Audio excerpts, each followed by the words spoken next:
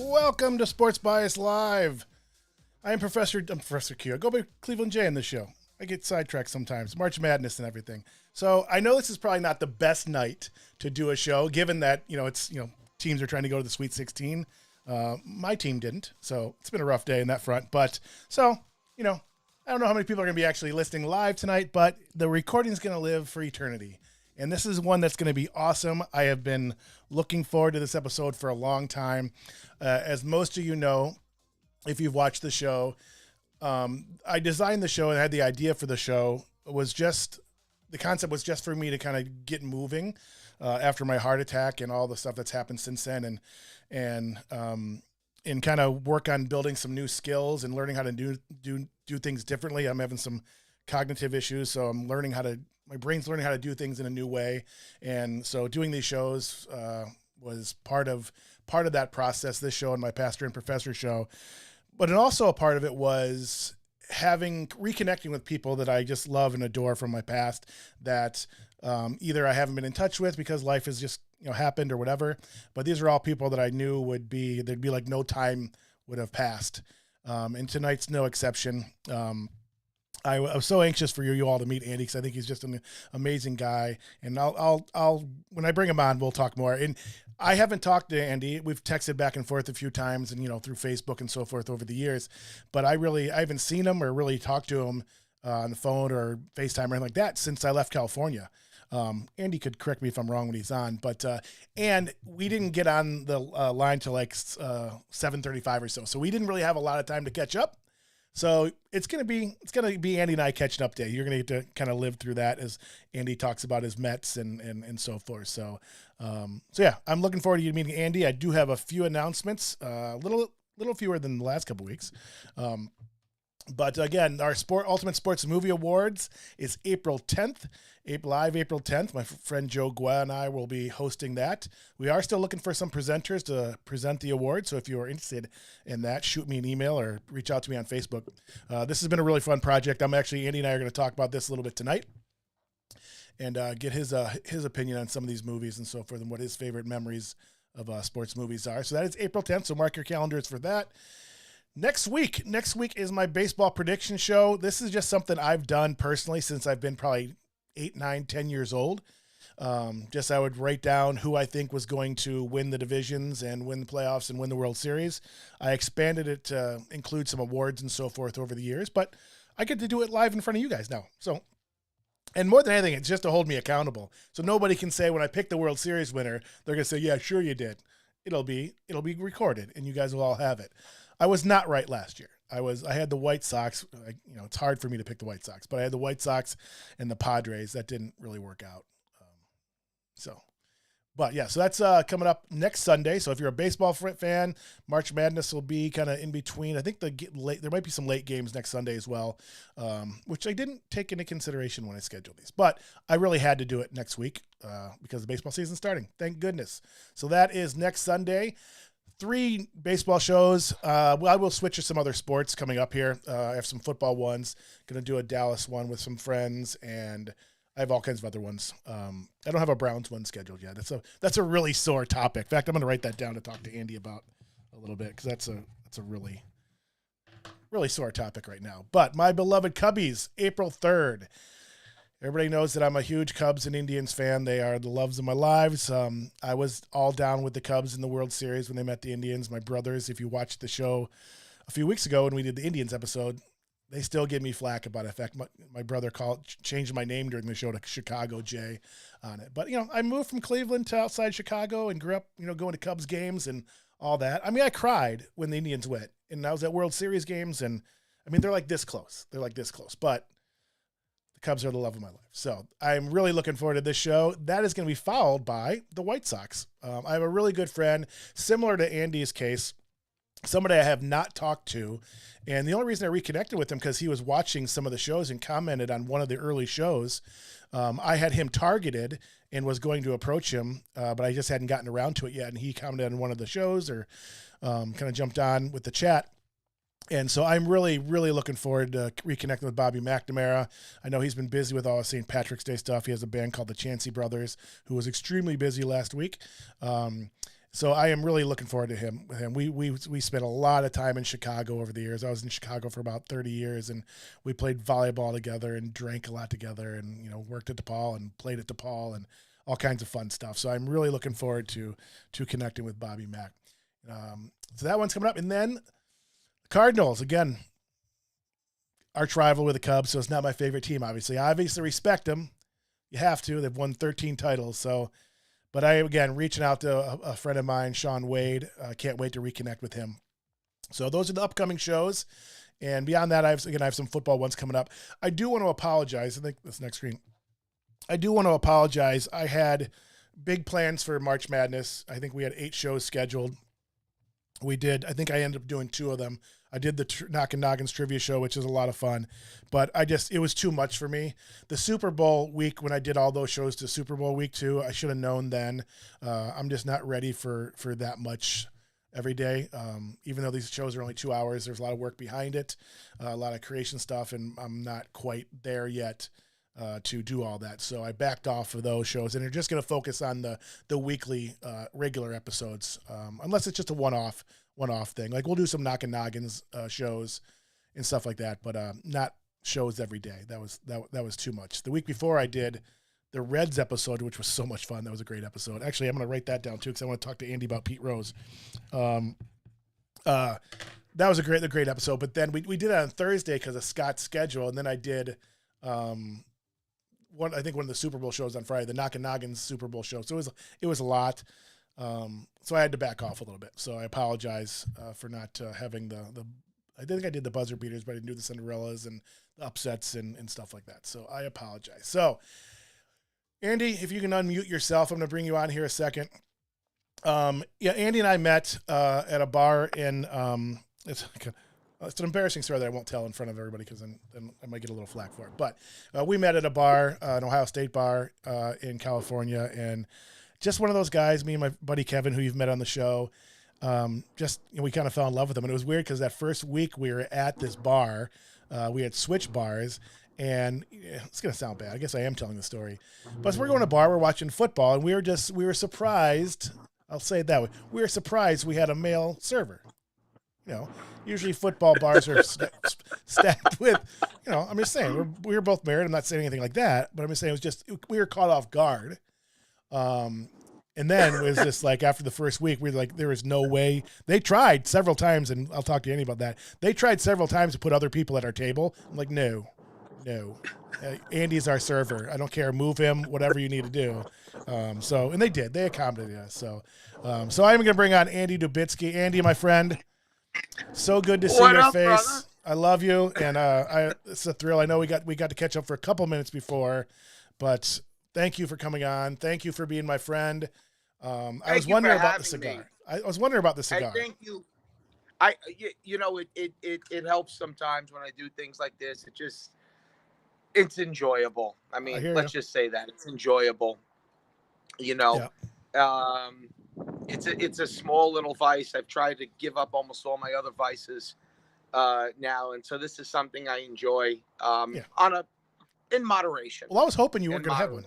I was hoping. I pictured you with a cigar on this, but I'm thankful that you were willing to do this. Someone said to me, it's become almost my signature thing now. Yeah. I really didn't intend that. I swear.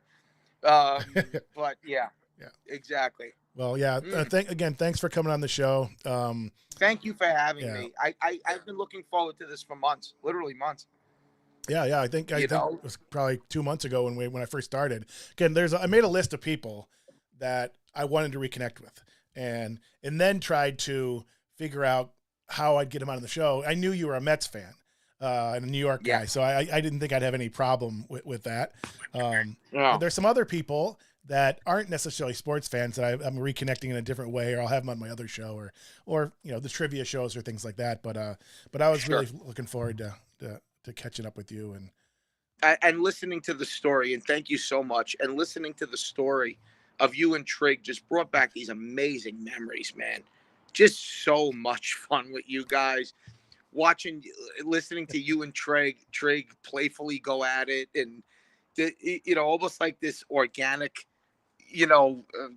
Abbott and Costello thing and Odd Couple thing you guys have going, but you could feel the palpable friendship, like the genuine brotherhood that you guys have for each other. And it was just something I enjoyed every day, man. I mean, I'd be up at 7:30 in the morning to be there. Yep. But we were usually in the parking lot before you got there. You were.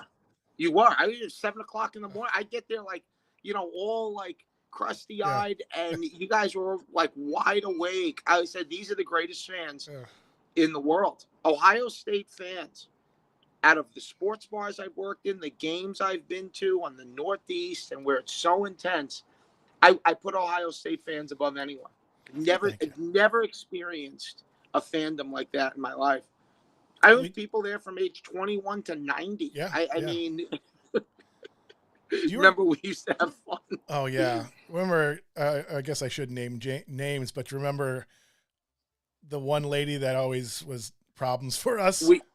We used to call her Marge Schott. Yeah, she did look like Marge Schott.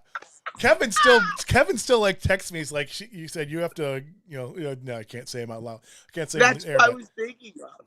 Oh, and at the end of the day, it's like anything else. I think she was a harmless person. Oh yeah. She was just set in her ways, and she was just, you could tell it was so important to her. Yeah. It was such a way of life for her that it was almost became too serious. Yeah. Yeah. I learned that with sports as I got older. I was a really intense fan. Mm-hmm. I've never gotten a physical altercation in the stadium, but I can't say I've never come close. Yeah. And I realized, when you realize that it's just there for fun, that yes, you go all out, you go die hard, you live and die with a thing, but at the end of the day, it's still supposed to be fun. Yep. It's still supposed to be something.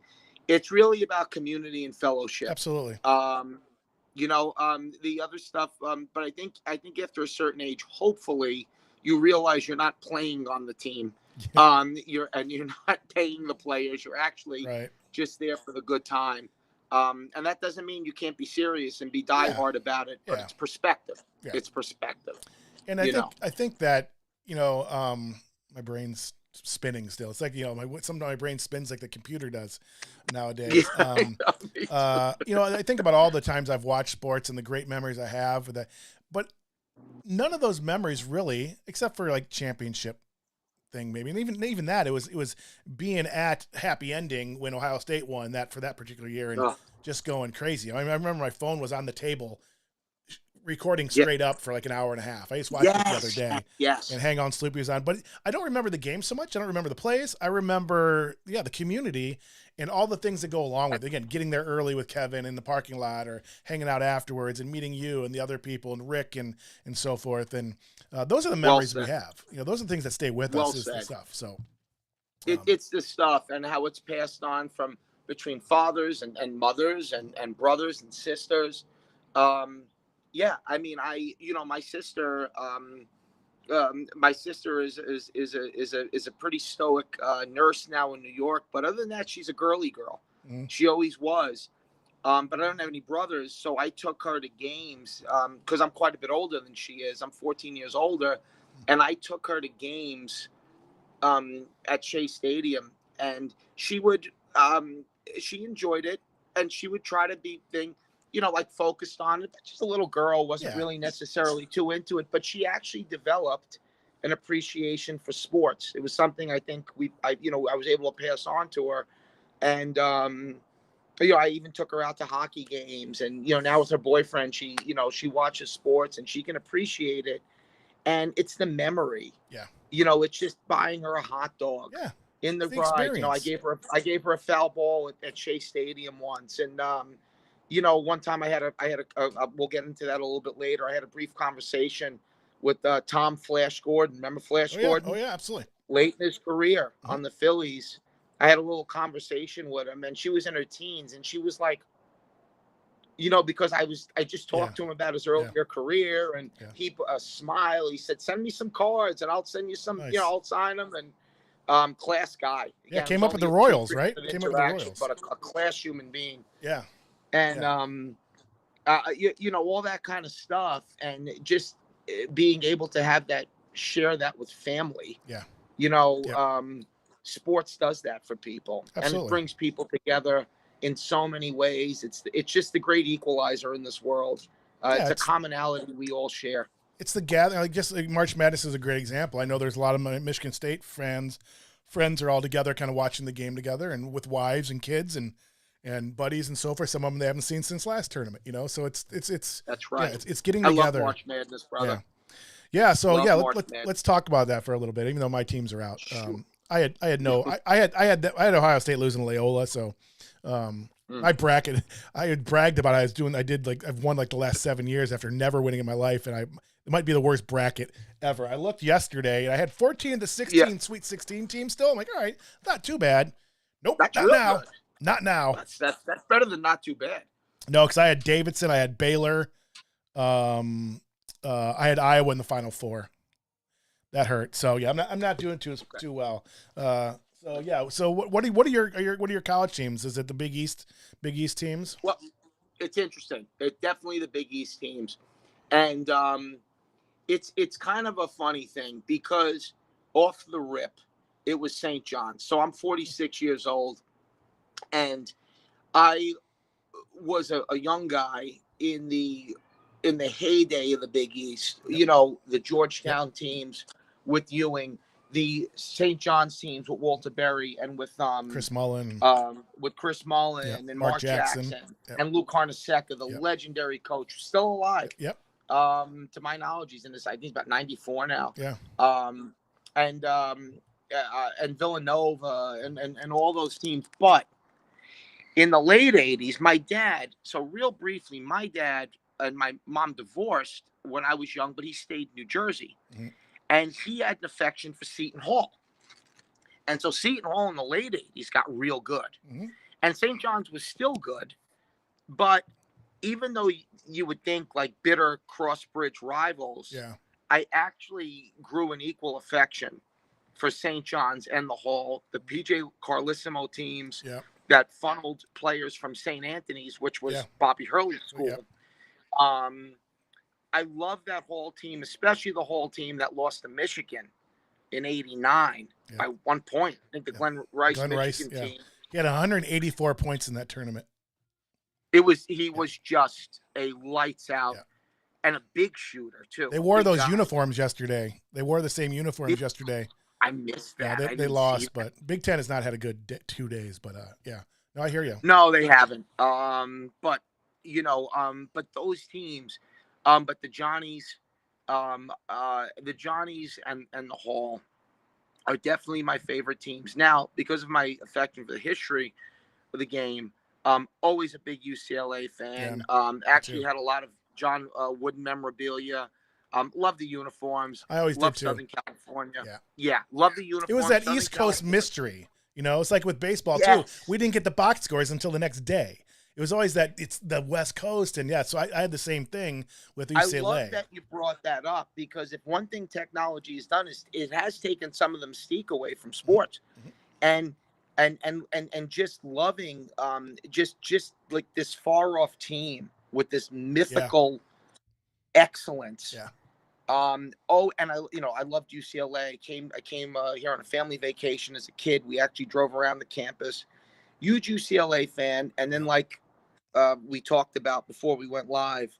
But my favorite single season team of all time is the '90 Rebels, and of UNLV, and that team: Anderson Hunt, Greg Anthony, Stacey Augmon, Larry Johnson, and George Ackles, with Tark the Shark. Just their defensive dominance. Yep. I mean, I think we all respect defense. If you're a big sports fan, whatever is your favorite sport, I'd rather see a 1-0 baseball game. I'm one of those rare people. Me too. Yeah. Me too. And because of the tightness and that Rebels team, the quickness, the athleticism, the full court press, the suffocating defense, was just really a joy to watch. And again, college, this is the late 80s, early 90s, when college basketball still had NBA players in college. Right. Guys never came out before their junior year, so the tournament was stacked with NBA players. Yeah. And I am not a Duke hater the way a lot of guys are. A lot of people are. I'm not a Duke lover. Yeah. Not a Duke hater. I respected the heck out of that Bobby Hurley, Christian Laettner, Grant Hill team. Yeah. However, they were good. They were a little mechanical. And let's face it, there was a little cockiness to them, as there should be. I mean, all good teams, they play with confidence and swagger. And the Rebels just really putting it on them and just kind of shaking that Duke dynasty, that Duke mythology a little with some brashness, with some fun. Yeah. I will say this. Those Duke teams weren't very fun to watch. They were a joy in the sense they were so fundamentally sound, and you could respect them. But they weren't the type of people. They weren't the type of team where you got out of your seat and you were, like that kind of team. And to see a brash, fun-loving, athletic Vegas team run them off the court without disrespecting those Duke players, which I wouldn't, was fun. I think it was Al Michaels at the end of the game, of the blowout game, and Duke beat them the next year in the Final Four. Yeah. Kudos to Duke. But in that game, there's as the game's going on, and you just saw these great Duke players just befuddled. Yeah. I mean, you just saw Bobby Hurley not being able to leave the scoreboard, and I think it was Al Michaels who said, "This one is all Vegas," and you just saw the kids having so much fun. Yeah. And their kids were somewhat outcasts, right? They had a little bit of an image to them. A lot of other programs didn't want them. And Tarkanian was the type of guy that would take, kids that weren't necessarily wanted, and make them into good basketball players. And they were pretty open about it. They were Vegas, and they didn't even go by UNLV. They went by Vegas. Yeah. I thought that was always cool. It's North Carolina versus Vegas. It was sexy. I mean, let's be honest. It was a sexy program. That's my all-time favorite college single season team. I would say, I think it was the 84, 85 St. John's, and the late 80s, early 90s Seton Hall teams were my favorite teams.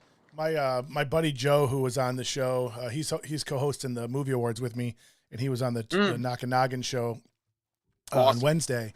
His favorite player is Chris Mullin. He liked those St. John's teams too. Oh. He's from the Midwest. He's from Michigan, but he grew up loving Chris Mullin and that team. So Chris Mullin was just anyone who played against him said he was just jaw-droppingly lights out as a jump shooter. Yeah. I do remember him vaguely being covered in high school. I think he went to Christ the King or Xaverian.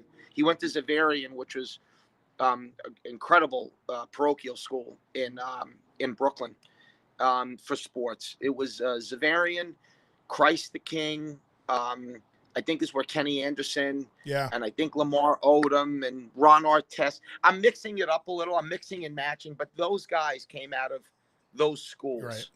You know, like I said, your Ron Artest, your Lamar Odoms, your Kenny Anderson, your Mark Jacksons, these legendary New York players who went on to have Hall of Fame or borderline Hall of Fame careers in the NBA. So it was just a glorious time, man. Yeah. It was, especially growing up in New York, it was like I loved college basketball, but it was like fourth on the totem pole. Right. I mean, you know, the Giants were doing good. Right. The Mets were doing good. Yeah. The Yankees were a story. The Knicks I were love good. Islanders hockey. I love to hate the Rangers. Yeah. So, I mean, it was, you know, where do these teams fall in? There's just so much to do. We're gonna have a Islanders episode at some point, so we're gonna have you back on for that for sure. And speaking of hockey, My passion for the Islanders has grown over time. I think it's because you appreciate it probably more.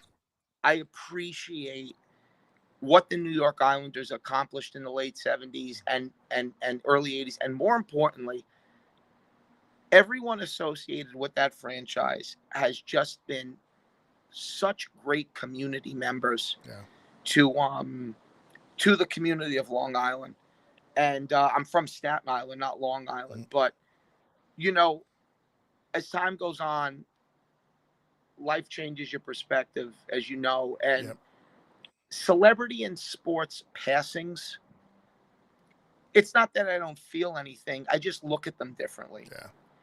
When Clark Gillies, the Hall of Fame winger on the Islanders, died, I couldn't believe it. I cried for about a half an hour. Yeah. And I was like, and I was saying to myself, geez, Andy, you know, I just couldn't help it. Yeah. I mean, if you see even my Facebook cover photo, he did so much for charity. Not only was he a protector on the ice, was he a great player, but he did so much for disabled and sick children in Long Island. That's something, you know. Yeah, I hear you. Well, I'm hoping my Blackhawks, you know, rebound in the next few years. But it was a fun run. 3 Stanley Cups in 8 years. It was a great run. Listen, run. Teams age. Yeah. It is what it is. Yeah. You've had an amazing run. And what's great about that is, you know, the Blackhawks were in peril. Oh, yeah, I know. I mean, they were in. You couldn't watch them on TV locally for like 30 years.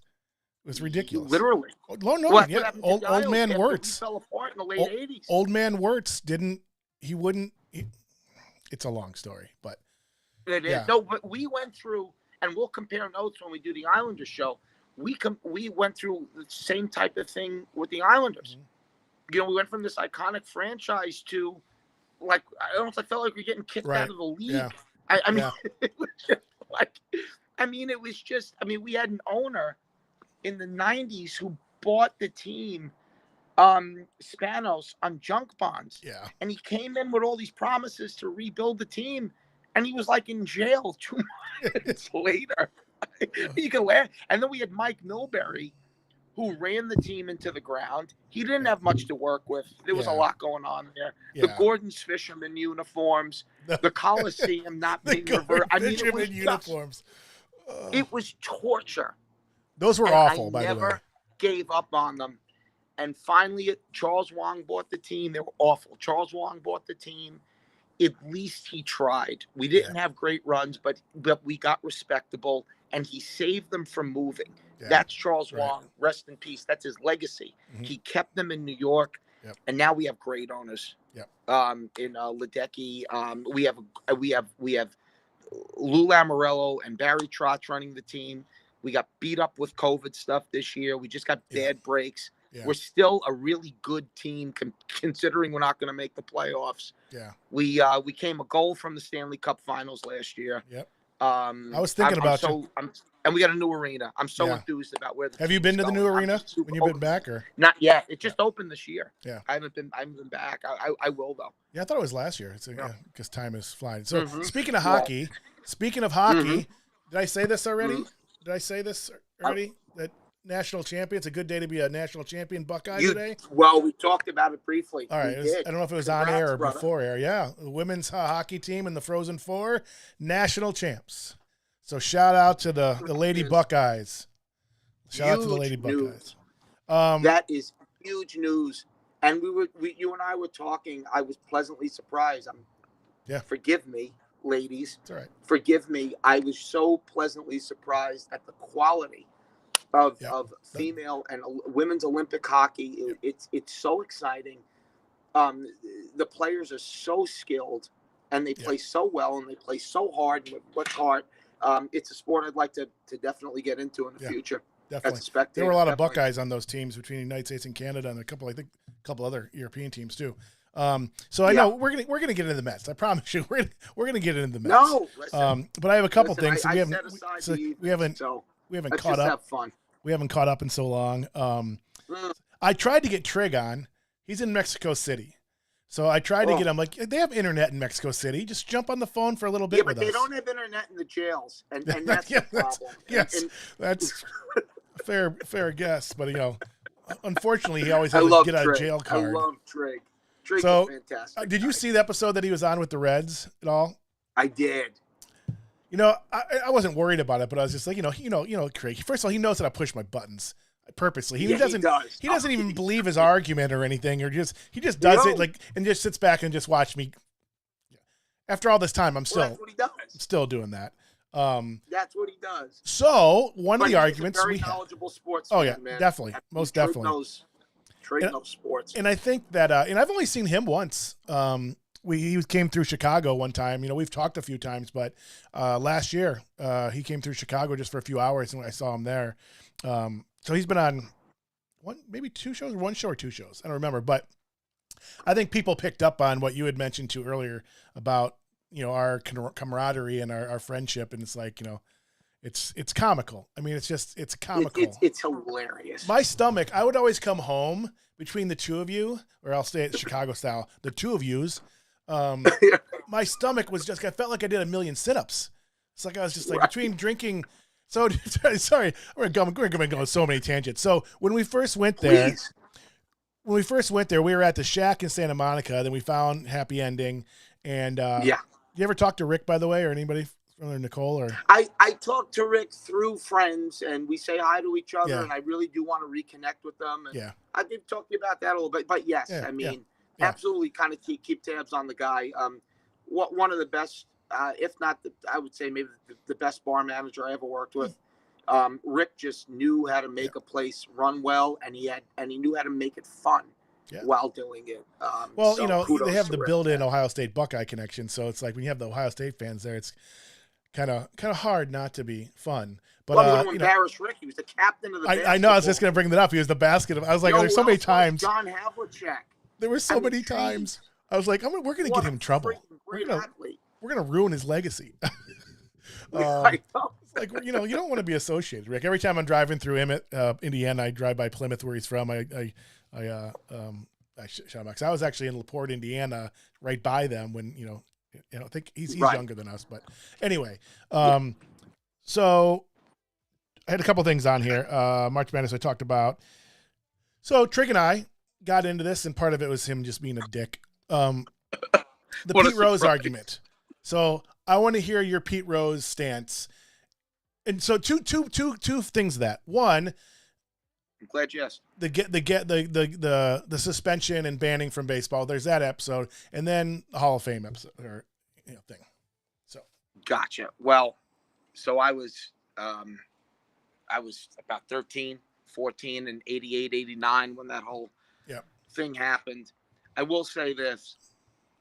My father always told me, out of every athlete we ever watched together, out of every athlete he ever watched, and you talk about a guy you could have a sports show with, my dad always said, be Pete Rose.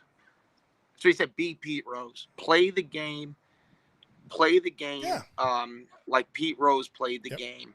And whether I mean, most of my exploits were on playgrounds and schoolyards. Yeah. I did play organized ball, and I did play a lot in adult leagues, more street ball than organized stuff as a kid. Yeah. But I always did try to play hard. You know, I definitely wasn't the most talented kid on the field or court, but I always felt like I just play hard. Yeah. You know what I mean? If you're in a low level, just put your body out there and you'll contribute. Yeah. And you know, Pete Rose became a Hall of Famer doing that. Obviously, he was a very gifted athlete. But well, hold that thought. Hold that thought, because he's not necessarily a Hall of Famer. But go ahead. I'm sorry. I'm going to make the argument against that, but so I agree with you. I grew up the same way. He was one of my favorite players growing up, and like, you wanted to play like him. You wanted to play hard like him. Yeah, you know. Well, 100%. Yeah. And I remember when the whole thing went down, and again, I was a little younger, so I was trying to process the legalities of it. I think it was all knew sham. Gambling on baseball was wrong. I mean, there was that argument. And you're trying to process it through the media. Yeah.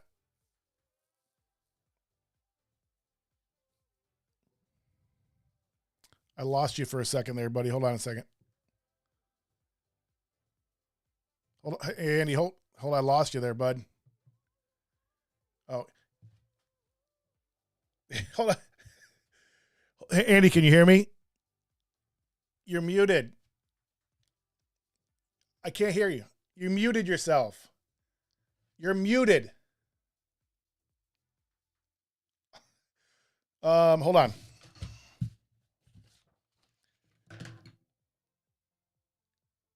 Push the mute button. You muted yourself somehow.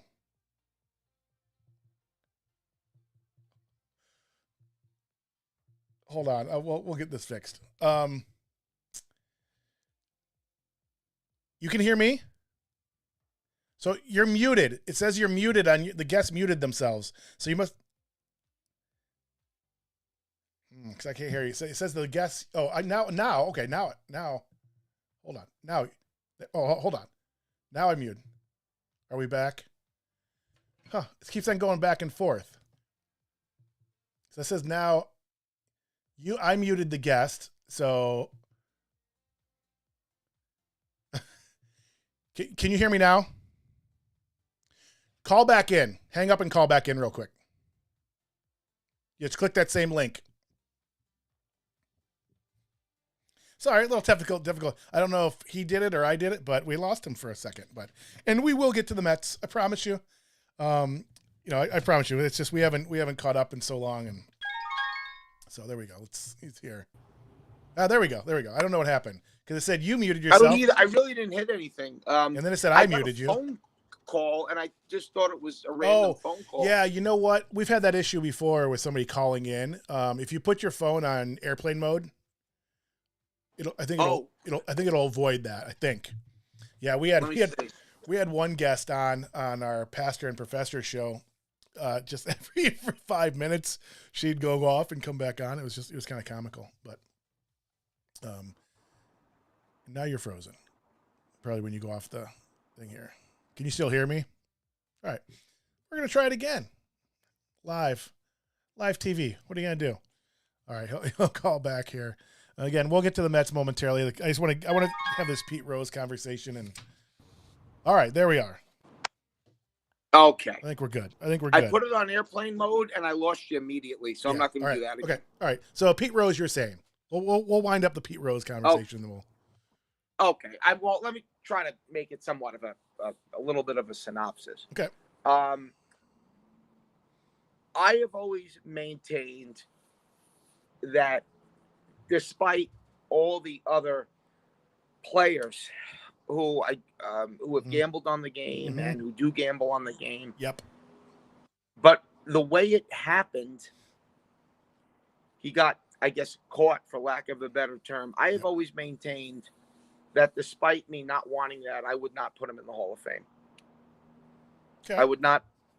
It certainly has nothing to do with his accomplishments. Yeah. Which I am going to argue that case in a second. And listen, I'm still not very convinced. I'm usually pretty convicted in my stuff, and I still, on many levels, will say I just it was such a strange thing. He didn't come clean, and then he did come clean, Yeah, and well, then he to be applied. honest with you, Andy, like Go you ahead, said, please, there because I was don't. This is something I still wrestle with. there were so I many really people. do. There were so many people. Like you telling me, like all the 50s and 60s, those guys weren't gambling.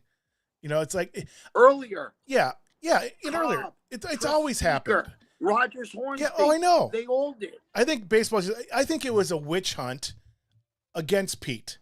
The fact, and then Giamatti died, and it's like everybody's honoring Giamatti and upholding it. It's like, I think it's ridiculous. If the reason he's not in the Hall of Fame or eligible Hall of Fame is that I think that's ridiculous. I think he should have been overturned. He's paid the price for that in many, many ways. I think You can't make an argument that he hasn't. That Right. It's been 30 Right. 30 years. right. And in all fairness, I guess to say too that there was no proof that he ever bet against the Reds. That would No, be it a wasn't. different story for me for sure. But everything I've ever read, it was for them to win. Whatever. Right. So, but my argument is, I've said that I think he should be in because he's the hit king. That's it. However, well, his numbers. I mean, there's no. Hold question. on. Hold on. Listen to me. I don't think Okay. his numbers. He does not. I don't think he deserves to be in the Hall of Fame because of his numbers. I think because that one number. Now he hung on 6 more years to catch that number. He was determined to catch that number. I'm not saying I wouldn't have done the same thing, but he held on for 5.5 more years just to accomplish that. And during those 5.5 years, he wasn't even the equivalent of a AAA player. He wasn't good. He wasn't He was good. a bench player. A bench player. So those numbers, all the numbers that he has records of are simply longevity records. The runs, the at-bats, the hits, all the numbers that matter to baseball purists and statisticians and everything else. It's not even close. Ken Griffey Jr. has better numbers and is more deserving than him. Ken Griffey Jr. Okay, but I'll play Ken Griffey devil's Sr. advocate. Ken Griffey Sr., not Jr. Right. When you're no, and again, those are fair points. Batting average, OPS, all those things. He's not in the top 150 in any of those. His defense, he was a negative defensive player. His WAR is negative 5.7 or something for his career. Even if you take out the end of the years, it's still, even those numbers don't warrant it. So that's what my case is, because all the numbers that matter to anybody, all his records are they're purely longevity records. That's okay. Case. Now, my devil's advocate will be for that, and again, those are obviously fair points, exceptionally fair points. Did you hear that, Kevin Trigg? The Hall of Fame has many compilers in it. Yeah, definitely. Many compilers. Carl right? Yastrzemski comes to mind. How many guys who won 300 games, like Phil Niekro? Yeah. Right? Phil Niekro, I believe, is in the Hall of Fame. Yes. You talk about a compiler. The guy threw a knuckleball for 39 years. Yeah. But yet he hit those milestones. Yep. That doesn't mean those milestones should qualify you, but they do. No, I get that, so to speak. And that's why I think Pete should be in, but it's not based on his numbers. Right. I think it's what he meant to the game, how he played, all those things. Well, there's that. And then I'll ask you this. If you, in the 1960s through early 80s, I'd say maybe through 1980, through the Phillies World Series, if you were a GM or a top-level manager like a Sparky Anderson, would you have put him on your roster if you were chasing a World Series ring? More than likely, yes, for sure. I mean, I can't say no, but, the other thing is, again, I loved him. I loved him growing up. I loved the way he played and everything else. It's just, of course you did. Yeah, and you're from the area. Yeah. I grew up watching him and all that stuff, but, he was never the best player on any team he ever played on. It wasn't even close. He was never the number one player, even 2 player on any team he played on, including the Expo But he played teams. on great teams. He did. Yeah. He did play in great teams. Again, I think he should be in, but I don't think it's as clear cut and dry as most people, especially the casual fan, thinks. Because if you think he should be in, taking off the gambling stuff, if that's what their argument is, I get that. But just looking at stats and so forth, there's, again, I'm not saying he shouldn't be in. I think he should be in just because, the hits and everything else. But, he wasn't, let me say it this way. He was a good player. He was a really good player for a really long time. He was never a great player. That's what I will say. I think you can, I definitely think you can make that argument. And it's a classic argument among baseball fans is stats less than domination. Like Sandy Koufax didn't even win 200 games. Right. But he was utterly dominant for over half a decade. Utterly dominant. Ralph Kiner hit 369 home runs. But at one point, I think he had the second most home runs for right-handed. He had the most home runs, second most home runs per bat in baseball history. Yeah. First was Babe Ruth. Now that's changed. Yeah. So much has happened since Kiner left the game, or even since the 80s. Yeah. But Kiner's a Hall of Famer. Yeah.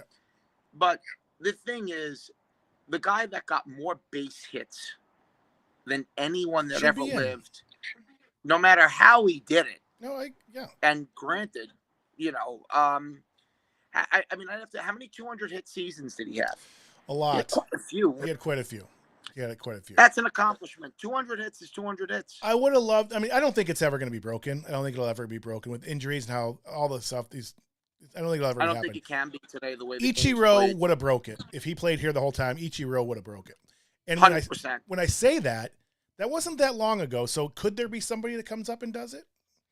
I just think it's a different game, and when the game kind of cycles, it's just a different game right now. Well, with specialization today, with bullpen specialization, right?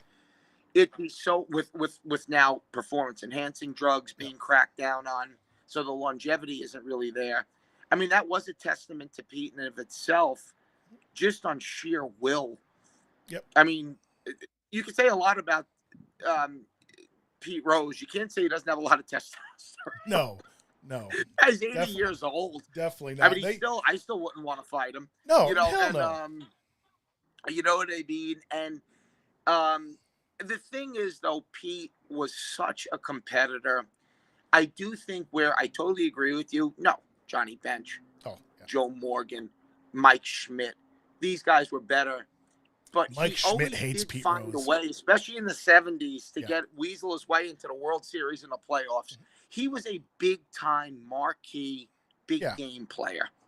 Yep. Even in all-star games, I mean, he just had He did hit in the clutch. His numbers in the clutch were good. Those are important things. Yeah, definitely. And I will not get on this topic, I promise. But even though it was brief, it's some of it, and of course he didn't have the numbers he did, different sport, but even Eli Manning, it's such a hotbed argument. Yeah. Eli Manning doesn't belong in the Hall of Fame, but it's like, how many guys who won 2 Super Bowl MVPs aren't in the Hall of Fame? Again, we don't want to get into the argument. Tough.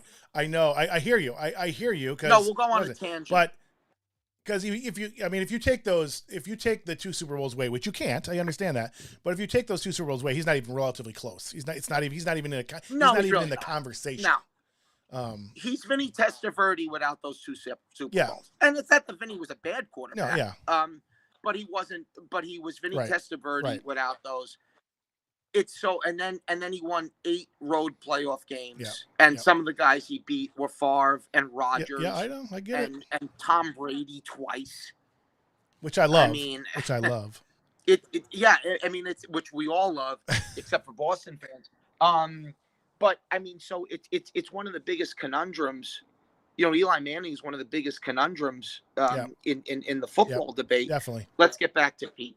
But I'm going to say, though, Pete, even though, yes, he was a compiler, I mean, the closest guy to Pete as far as like doubles and hits and getting on base would be Ty Cobb. But Ty Cobb was dominant. Yeah. Ty Cobb was dominant, even by 1910 standards. Mm-hmm. Ty Cobb was still, I mean, he hit 367. Also, not somebody I wouldn't want to fight from everything I read. No.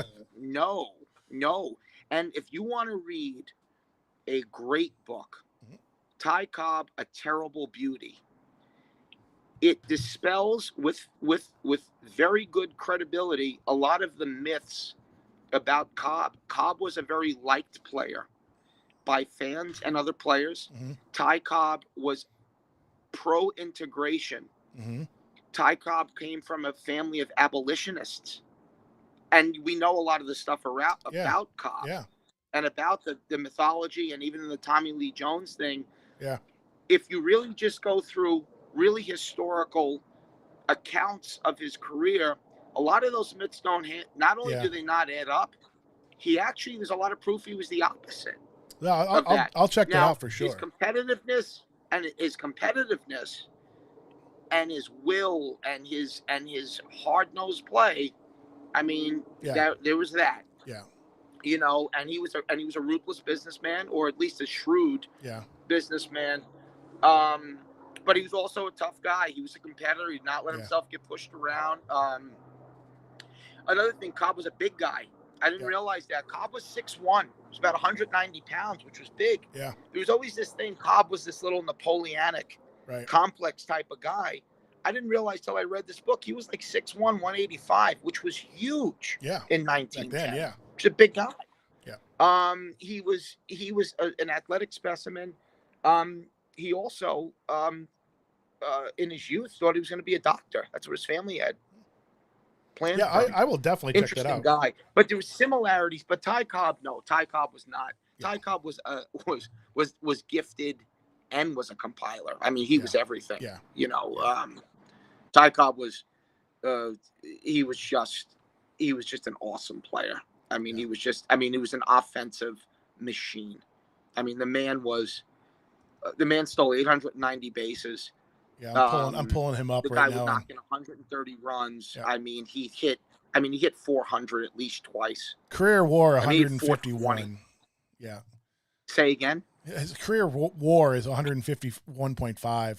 You know, it's 366. Those are beer league numbers. Yeah, 366. Those are beer league numbers. Just 366. Yeah. Those are beer 900 league stolen numbers. Bases. Yeah.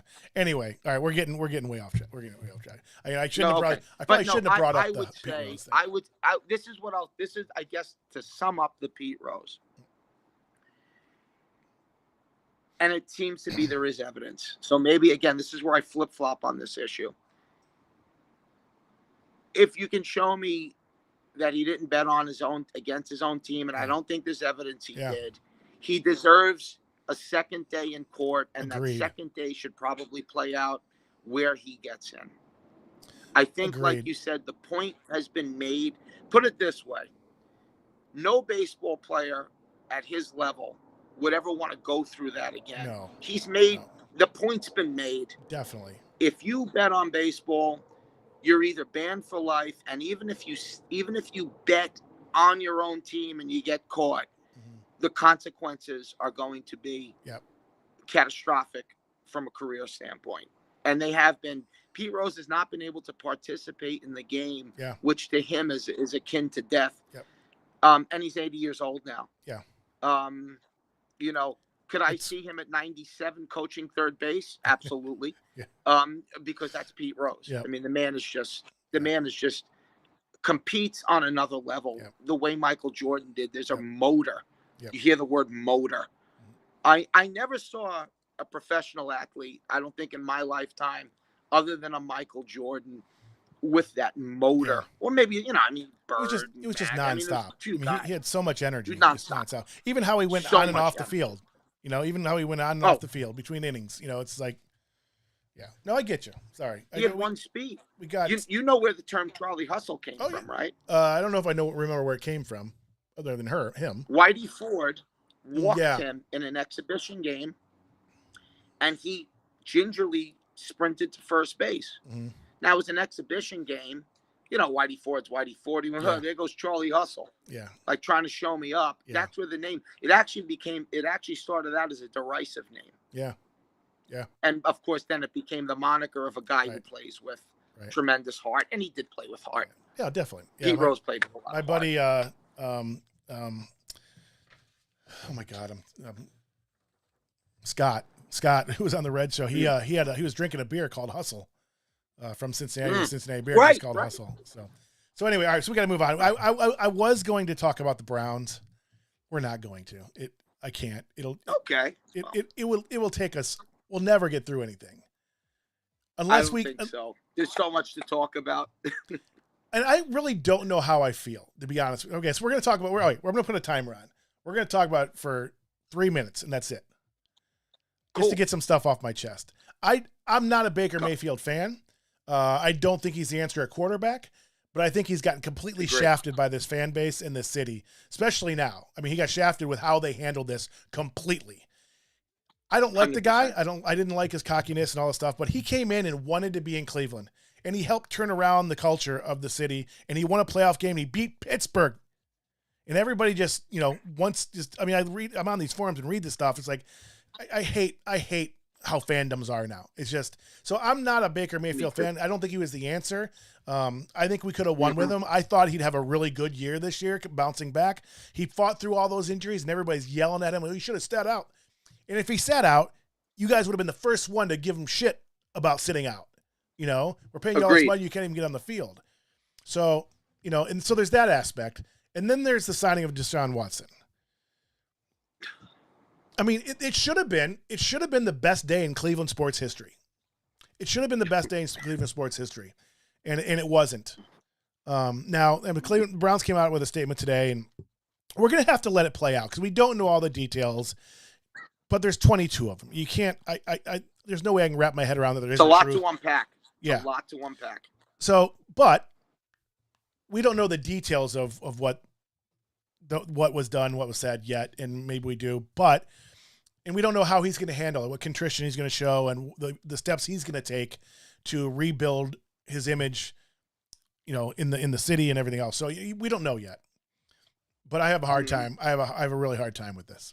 And other people are just on the forum saying, "Oh yeah, you're crazy. You're not a Browns fan. We just got so much better." Like, that's all that matters. That's not what matters to me. I've waited my entire life for the Browns to win. I would give, well, at this point, maybe at least one testicle for the Browns. Well, I'd give them both now. Probably. For the Browns to win a Super Bowl. I mean, I don't even though baseball is my love and Cubs and the Browns win the Super Bowl, Ohio State win national championship. Completely different story for me for the Browns to win a Super Bowl. Yeah. So now if they went out and won it this year, because it's going to take years to rebuild his image, and if he can, if we were going to win this year, which is obviously unlikely, I don't know how I would feel. I don't know if I could enjoy it, at least the way I should have been able to enjoy it. So I'm done. If you want to say anything, go ahead. No, fair enough. I mean, well, the only thing I'll add is that my dad lives in Cleveland. He's lived there for over 20 years. And I know firsthand, even though I didn't grow up in Cleveland at all, I know firsthand what football means to that city, what football means to the people of Ohio and of Cleveland, and how those are just such diehard fans. Like you said, fandom has its downfalls now as far as the way a lot of people do it. But the city is so embedded in football and is so in love with that team. I remember the teams of the 80s, the Dog Pound, the great defenses of the 80s. Greatest memories of my life. I mean, watching those, the drive, I don't want to bring it up for you. The drive and the fumble. But I was there. I would love to see it. And yeah, you were there. Yeah. Oh, God. And just knowing, seeing the way quarterbacks, before we get off the topic, just seeing the way quarterbacks are torn down so easy. I go to with Daniel Jones with the Giants. Yeah. Daniel Jones is not the next coming of Peyton Manning by any stretch. But I said, watch the kid play. He's not the problem. He might not be the answer. Right. But he's not the problem. Yeah. Right? The guy who goes out there and wants to be there and works hard and takes his lumps when the team is just not supporting him. The offensive line couldn't block a slow leak. You can't. I root for people like that. Yeah. And I'm rooting for the Browns, and I'm rooting for. I'm just rooting for it to work out. I'm rooting for them both. I want Baker to go somewhere and win. I don't think he's that great a quarterback, but I also want to see, especially since he's ours now, I want to see Deshaun Watson come out of this and learn what he's need to learn from it. And grow from it. Well, and I think, and you hit on something great, and it's like we were saying before we went on air. At some point, you have to say, winning, of course, is the ultimate goal, But it's What also about expense? the integrity of the Yeah. team and getting behind players who want to be there. Right. They're not always going to win.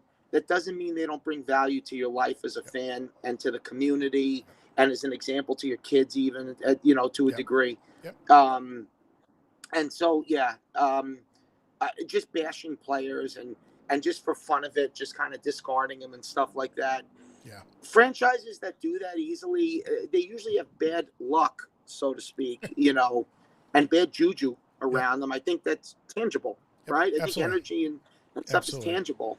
And when you come into this thing with a team, and you see it a lot in New York teams and Philly teams, it almost becomes a badge of honor to be negative and to bash players. Yep. We'll get into this in a second. When Carlos Beltran came to the Mets, he struggled. And I was making a decent buck back then. And I remember going to see the early Beltran game, sitting very close to the field. I had a good hook. And people just standing up and booing. Yep. Boo. I'm like, can you give this guy 2 weeks? It's a good player. Yeah, it's like when Frankie Lindor went through that this year, Well, yeah, exactly. And it's like, what does that do? How does that help? I mean, you got to give people a little bit of a chance to adjust and everything Watch the game. Is he struggling or is he lazy? Lazy is one thing. Yeah. That's intolerable. Yeah. But is he struggling or is he just, even when Lindor wasn't hitting, he was playing in the field pretty well. Yeah. You could see he wanted to play well. Yeah. It just having a hard time adjusting. Yeah. Listen, these guys might have superhuman abilities, but they're human beings. Yep, absolutely. At the end of the day, they're human beings. Because they can do something almost none of the population can do. We expect, Marvel superhero feats all the time, and it's just not feasible. Yeah, I hear you. All right, Andy. Well, that was great. That was great. Mm-hmm. So, I mean, it seems like we saw each other last Friday and we were hanging out, talking sports, and I'm so thankful. I'm so thankful that me too. That I'm still here to actually do this with you, and that you were willing to come on and do all that. So you're the best, Jay. Yeah. I mean, again, just always. I knew this was going to be a blast, and just a great excuse to talk to you again. Yeah. All right, let's get into the Mets. Let's do it. I gotta do my little. Oh boy. Let's go. Oh, I did have it on there twice. All right, my friend, pull out those notes. So tell me a little bit, just real quick. What's your earliest? We'll save some of our favorite memories till later, but tell me what your earliest memory of being a Mets fan is.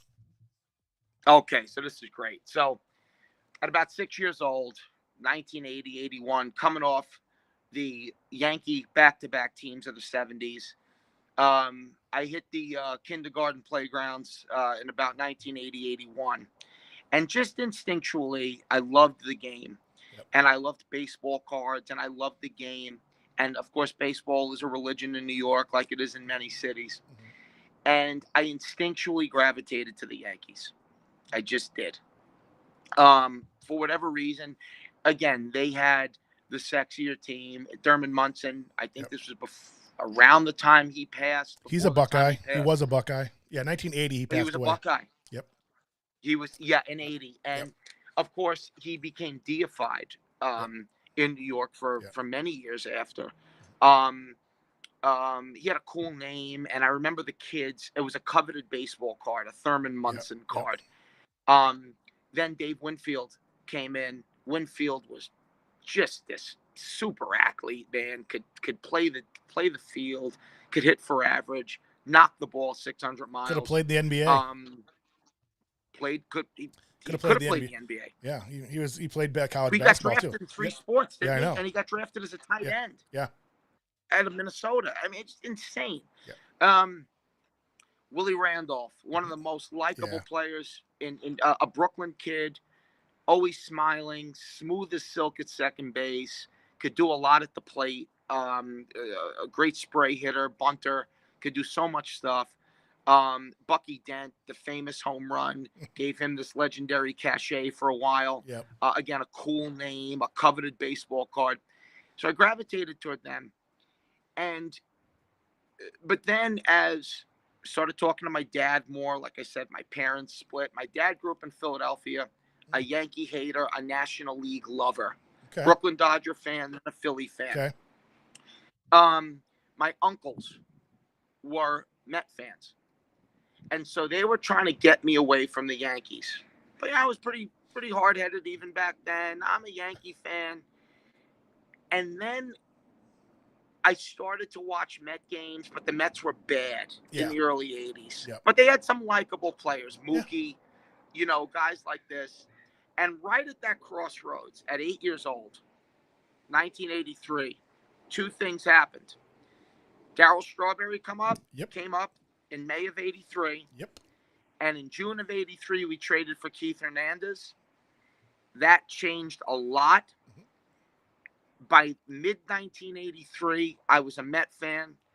My uncle, who played minor league baseball and had actually offers to be a scout, he told me when I was a little boy, he said, they got this kid down there. His name is Dwight Gooden. He said he throws so hard. He went to spring training every year. He's the hardest thrower I've ever seen live. And Gooden came up, and it took Dwight Gooden about 2 innings to establish himself as the best right-handed pitcher in baseball, at the time for a brief period. And that was it.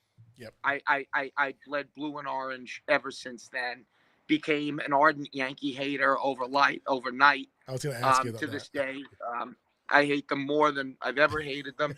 And that was it. But one of my first memories, a family friend, first baseball game I ever went to, I have to look this up for a little more documentation, was in, I think, 81-ish. Family friend was a Nolan Ryan fanatic. He was a Yankee fan, and he took me to Yankee games, which was cool. Yeah. But he was a Nolan Ryan fan. And he was a little sadistic, so he took me to see Nolan Ryan pitch against the Mets. Mm-hmm. And we were in the mezzanine with Houston. Yep. Sorry. And so I was a little guy, couldn't see much, but all I heard all game was pop. Yeah. I don't know how many Mets he struck out. I think he had a no-hitter going into the 7th inning. And the Astros were beating us 4-0. And I believe Rusty Staub broke up the no-hitter with a home run. I know the game you're talking about. And Rusty Staub did win it with a home run. That was it. He didn't win it. He broke it up. Oh, yeah. He Yeah. broke No, the game up with him. Yeah. Do you remember the game? I do remember. I remember Staub hitting the home run. I'm a diehard Nolan Ryan fan. I was going to name my first child Nolan. That was the first baseball game I was ever at. It's a good one. It's a good one. That was the first game I was ever at. And the Mets was he a Nolan Ryan fan because of the Mets when he was with the Mets? Was that why he was a Nolan Ryan fan? No. He was just, I think he was a big baseball fan, and I think he was a Yankee fan, but I think he just appreciated great players. Just a little side note. He also hated the Mets. Yeah. So I think, Nolan Ryan, of course, once he came back to the National League, started torturing the Mets. Yeah, because it was 1980 when the Mets or the Astros signed him. I'm a huge Nolan Ryan fan, and he can pot a lot of numbers too, but a lot of walks and so forth. But 7 no-hitters, and like some of those were in his 40s. Like how many 7 no-hitters? How many? I don't know the answer to this. I knew it at one point. And how many one-hitters did he had in the 9th inning that lost in the 9th inning? It's like 15. Yeah, it's like 15. And then if you look at how many no-hitters he had through 7, it's mind blowing. Anyway, yeah, when he was on, he was as unhittable as any guy that ever played pitched in the major leagues. Yep. Like you said, he could be wild. Yep. He had a knack for maybe not being dominating in huge games. Mm-hmm. In game 2 in '86, we beat him. We roughed him up in the Astrodome. And we lost game 1. I'm like, Jesus, we got Nolan Ryan, but we got to him early. We jumped on him. That '86 team had no quit in it, as you know. Yep. And Bobby Ojeda was a really good pitcher for us. But man, that was scary. Because it's like we lost to Mike Scott. I mean, Gooden lost 1-0, and now we got Nolan Ryan, and it was the first or second inning. We just knocked them around. I think we posted a 5 spot by the second or third inning, and I knew we were going to win that game. My uncle went to that game, and he brought me back a ticket stub from that game, which was great. Cool. He sat next to Nancy Lopez, Ray Knight's wife. Yep. Which is a weird that's story. Funny because that came up. I think that came up on the Reds episode. We talked about Ray Knight playing for the Reds, and because the Reds have no third basemans. But I brought up Nancy Lopez to see if they remembered who she was or who he was married to. But great all right, golfer. Andy. She was a great golfer. Oh yeah, absolutely. All right, we got to get in this lineup. So that's how I became a Met fan. Yeah. I have to say, my memories of the Mets too. I was like, I went to a lot of Cubs games, and it seems like I saw the Mets all the time, and those two teams sucked. I mean, I didn't care. I didn't care. I saw. It seems like I calculated over the years, and I was there for 30 years. But even as a kid, we'd go all the time. I've been to probably 500 Cubs games, realistically. Oh, and it seems like, especially early on, I saw the Mets or Phillies almost every single time. It was just like I always saw them. But that 86 team, I really liked, and I'm not a Mets fan. I don't have anything against them. Right. But the 86 team, I loved. I pay attention to minor league baseball a lot, and watching Darryl Strawberry rise, and then Doc Gooden before that, before that. It's like I was mesmerized by that team, and especially Doc Gooden. I love Darryl Strawberry. So that team was exciting. I hate the Red Sox. Me too. Seeing Ray Knight scamper around the bases when the ball went through between Billy Buckner, I felt bad for Buckner because he was a Cub. I felt bad for him. But you can't tell me, Andy. You can't tell me. I mean, he was a really good defensive player for his whole career, and that ball was just. You can't tell me Babe Ruth wasn't up in heaven and just kind of went like this. Whoop. It had to be. It had to be. Now, a lot of people forget. They sold Babe Ruth. Yeah. That game was tied. Mm-hmm. But Babe Ruth did something there. I mean, it was just the way it happened. Yeah. Would he have beat Mookie to first base? I would say probably not. First of all, he wouldn't have beat Mookie. Maybe the pitcher. Maybe I think it was Bob Stanley. It was Bob Stanley. They might have had a play on Mookie. Mookie was running from the left side. Yeah. Mookie could move. Mookie could better than move. Mookie could flat out fly. Would he have got Mookie at first base? I would say probably not, but not definitely not. Yeah. Well, John McNamara put him on the field to give him a chance to celebrate to cap off a long career. Right. That was a very tragic story. It is. But the elation, I have never felt elation like that. Yeah. In my life. I mean that. Now I don't have children. If I had children, that would have changed it. Still a different thing. It's still it's a different thing. Yeah, like when the Ohio State's won national championship. I think I was at Sammy Sosa's 61 and 62. That was some of the highest I've ever been. That was just because McGuire had hit 60 the night before, and then Sammy tied him on Sunday. That was a Saturday. He tied him on Sunday with 62. It was just, and I sat next to a guy who was a Mets fan from New York. First time at Wrigley Field, was just in town for the day, and he went and got day of the game tickets. Him and I sat by each other in the first row in the dugout. It was awesome. Oh wow! That's a whole nother story. There's a whole story about the whole season. There were TV appearances that year. There was all kinds of things. Because I was at Kerry Wood's 20 strikeout game with my buddies that year too. Yeah, the Kerry Wood 20 strikeout game, similar to like the Strawberry thing. I was watching Kerry Wood in the minor leagues come up and ready, and so we went to that random game on a Tuesday. Kerry Wood, what a dominating. He's such a good guy too. He didn't pan out the way everybody thought he was going to, but he was such a good guy. Well, he got hurt. I mean, he was used wrong. I mean, the coaching he was used, but anyway, he was all right. We're an hour and 15 minutes into this. You realize we haven't started the lineup. Feels like 5 minutes. Yeah, it literally feels like 5 minutes. All right, so we're doing the lineup now. We're doing the lineup. So tell me about going through this when you started. And we decided you're going to do the show. What was it like? Either reminiscing about these players, or how hard or easy was it for you to come up with this lineup? And you're welcome to put the DH in the National League team. Yeah, I had to. Now Yeah. I'll say this, reminiscing, it was a wave of wonderful childhood memories. And if this would have taken place a few years ago, this would have been very easy because the Mets have had almost no good position players. Yeah. However, that has changed in the last decade. Without question. Yeah. And this has made it a little, and some of them were homegrown, and this has made it difficult. Yep. And then of course you go through the thing, you're really trying to get it right, what lefty righty matchup. And I did put some of that into it. Mm-hmm. But I said, you know what?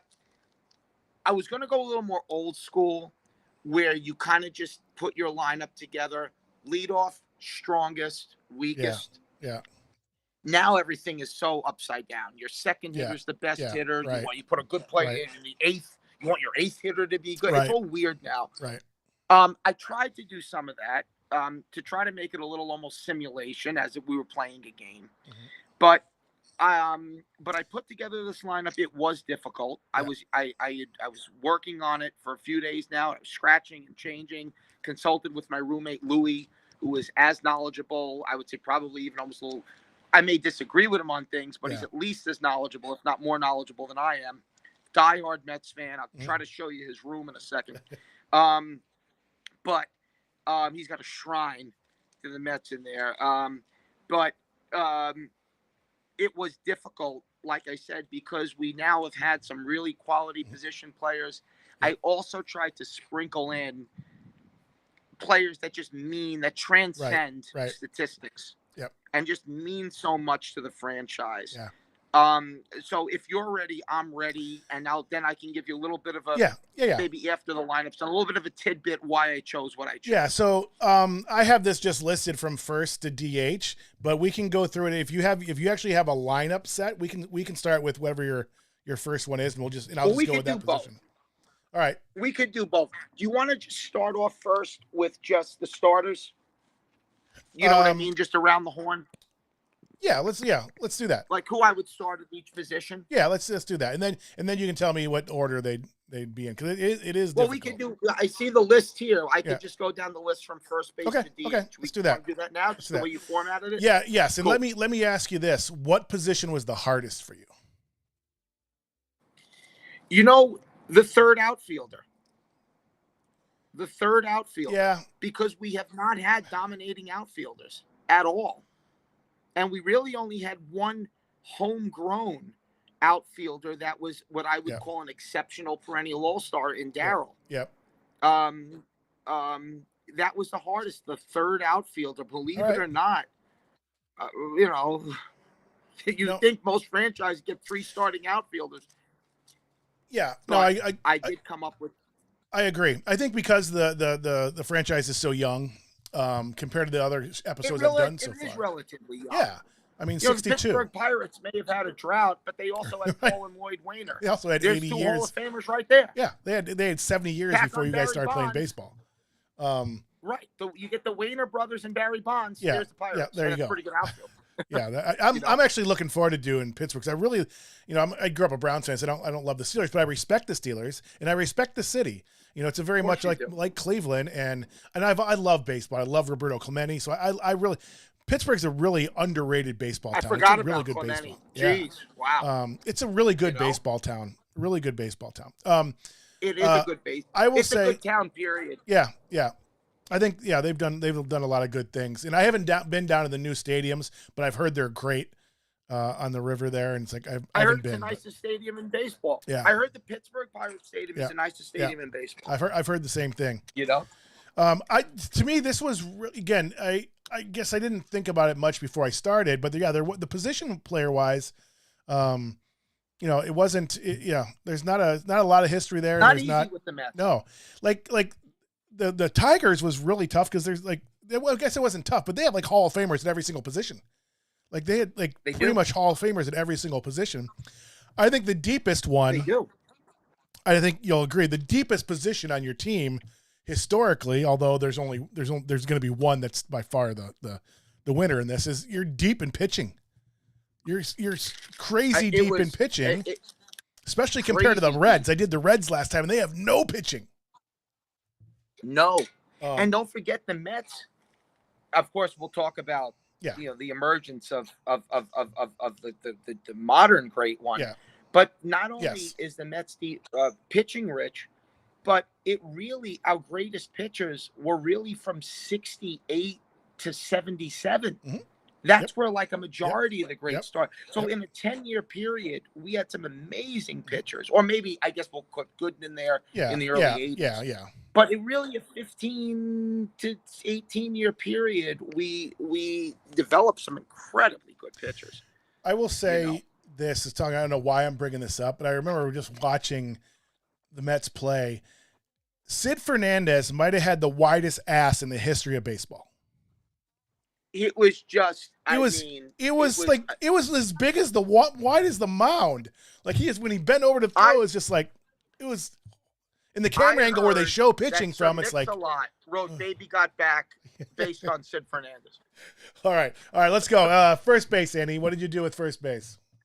No brainer, Keith Hernandez. Yeah, let me just do this because I obviously type him in there. Yeah, I have Hernandez too. I'll just do this. I'll split them between the two of us. Yeah. You know that changed. That started the change for the team for sure. You know, coming off the great year defensively, clutch, leadership, on base, everything. Cocaine use, all that stuff. Led the team in cocaine use. Cocaine. He supplied cocaine to so many of those players, which really helped us. Yeah. No, and I hated him because he was a Only Cardinal. Kids, no good. He was a Cardinal, so I hated Cardinal. Him. With the Mets, I have no thinking, but it's definitely Keith Hernandez for that. All right, Keith Hernandez. I'm interested to see where you go with second base, Andy. Well, there was a couple, but Edgardo Alfonzo. Yep. It may not have been the longest, but Edgardo Alfonzo for a good half a decade, especially when we got better again in the from 2000-ish. Well, I would say, late 90s to the early to mid 2000s. Edgardo Alfonzo. Yep. Smooth as silk. Could hit 320, a clutch hitter, an RBI guy. Could hit 18 to 25 homers. Just an incredibly smooth, sure-handed, reliable second baseman with star ability. Absolutely. I mean, Edgardo Alfonzo. Yep. Without question. There's a couple guys, but who else did you consider? I gotta pull my thing. I gotta pull my sheet up, my notes up. Listen, he wasn't good for us. Roberto Alomar played with the Mets. He just wasn't good for us. Roberto Alomar was the superior player. Roberto Alomar was, but not as a Met. No, I know. But watching him play, I think he's the best second baseman I've ever seen play. Best second baseman I've ever seen. And then when no one even close. And then when you paired him with Omar Vizquel, that was ridiculously sick. Omar Vizquel is the greatest fielding player in the history of baseball. Period. Omar Vizquel belongs in the Hall of Fame. He does. He's not going to get in now. I don't know if you know he's got into trouble this year. I did hear something like that. Bat boy exposed himself to a bat boy and stuff. He's not getting it. He's my favorite player of all time. I'm really sick by it because he would have been in. The people who know baseball, like I remember seeing an interview with it was Jeter, A-Rod, and it was Jimmy Rollins or somebody else, and they asked who they think the greatest player, and all of them without hesitation said Omar Vizquel is the best fielding shortstop of all time. Anyway, without question. He was magic. Yeah. He was absolutely and magic. Effortless. Like, he played with when Ozzie played, and Ozzie was a really great player, a flashy player, but Omar made those plays every day. You didn't even notice he made the plays because it was so effortless. Anyway, so Edgardo Alfonzo. So, for me, it was definitely Alfonzo. I'm trying to pull up my notes. But also, he played like almost, obviously he wasn't going to go to third base in this situation, but he played almost as many games at third base as he did second base. Which is remarkable. Yeah. There was nothing he couldn't do defensively. He was the greatest defensive infielder I've ever seen, probably of all time. Yeah. My notes just are Ozzie Smith. I would put Ozzie Smith in his category. He's the only guy that could hold the candle to him was Ozzie. Yeah. Man, I don't know where all my things are gone. Episodes. Well, that's interesting. All my notes are gone. I have them already in the we'll get show. through it. All the way in the show. I was just trying to think of some of the other people. Wow. All right. They're gone. All right. Let's go. Third base. We were not super strong at second base. No. Next you got a third base. Yeah. Again, it's like the Cubs, a no-brainer. It's David Wright. Yeah, it's not. That's not even close. David's career got shortcut. But when David was in his prime, and then even before the Mets got good again, when they were bad in the 2000s, he played every day as hard as he could. He's a model human being. He was a model for the fans. Yep. He had half a decade where he absolutely destroyed, particularly left-handed pitching. Mm-hmm. He played hard. He played with heart. He played with professionalism. Yep. He was faster. Maybe not a base stealer, but he certainly could run the bases well. He was smart on the bases. Smart, got on base all the time. Was a diehard Met. Never considered going anywhere else. Nope. Even took a little bit of a discount. Yeah, he could have too. He could have a couple of different times, and that's wasn't in his DNA. No brainer there. I remember actually didn't I have. I had him on the cover sheet. The cover. I can't go back now. I guess I can. I can go back. But listen. Here. Listen, there he is right there. There he is right there. Position wise, position player wise, I'll still argue because he was homegrown, he's still kind of the face of the franchise. Oh, without question. I absolutely agree with you. Absolutely agree with you. He's the face of the franchise. Now we brought some amazing guys in.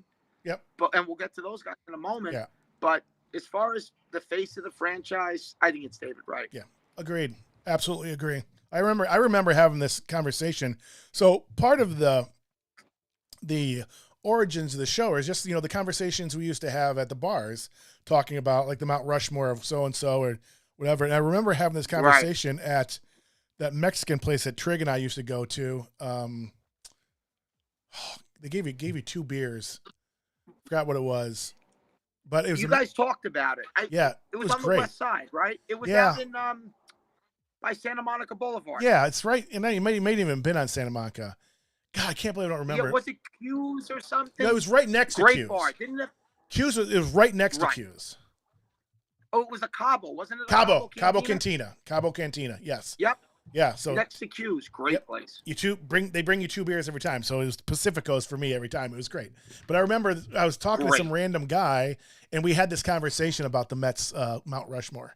And so when I was getting ready to do the show, I was thinking about that. So, all right, shortstop. I'm interested to see where you're going to go at shortstop. Well, I got to go with Jose Reyes. Yeah. Yep. Now, because of we never had a shortstop that even came close to him offensively, and he was a great defender. We have to give ode to Buddy Harrelson. Harrelson was second. He was a Met for a long time. And again, that was in the era where shortstops weren't expected to do what shortstops are expected to do now offensively. Buddy Harrelson 100%. Is also one of those faces of the franchise guys, just because he was around for so long, good guy and all that stuff, and then coaching and everything. Legend. So, yeah, he's a legend. He's a Met legend. A legendary Met.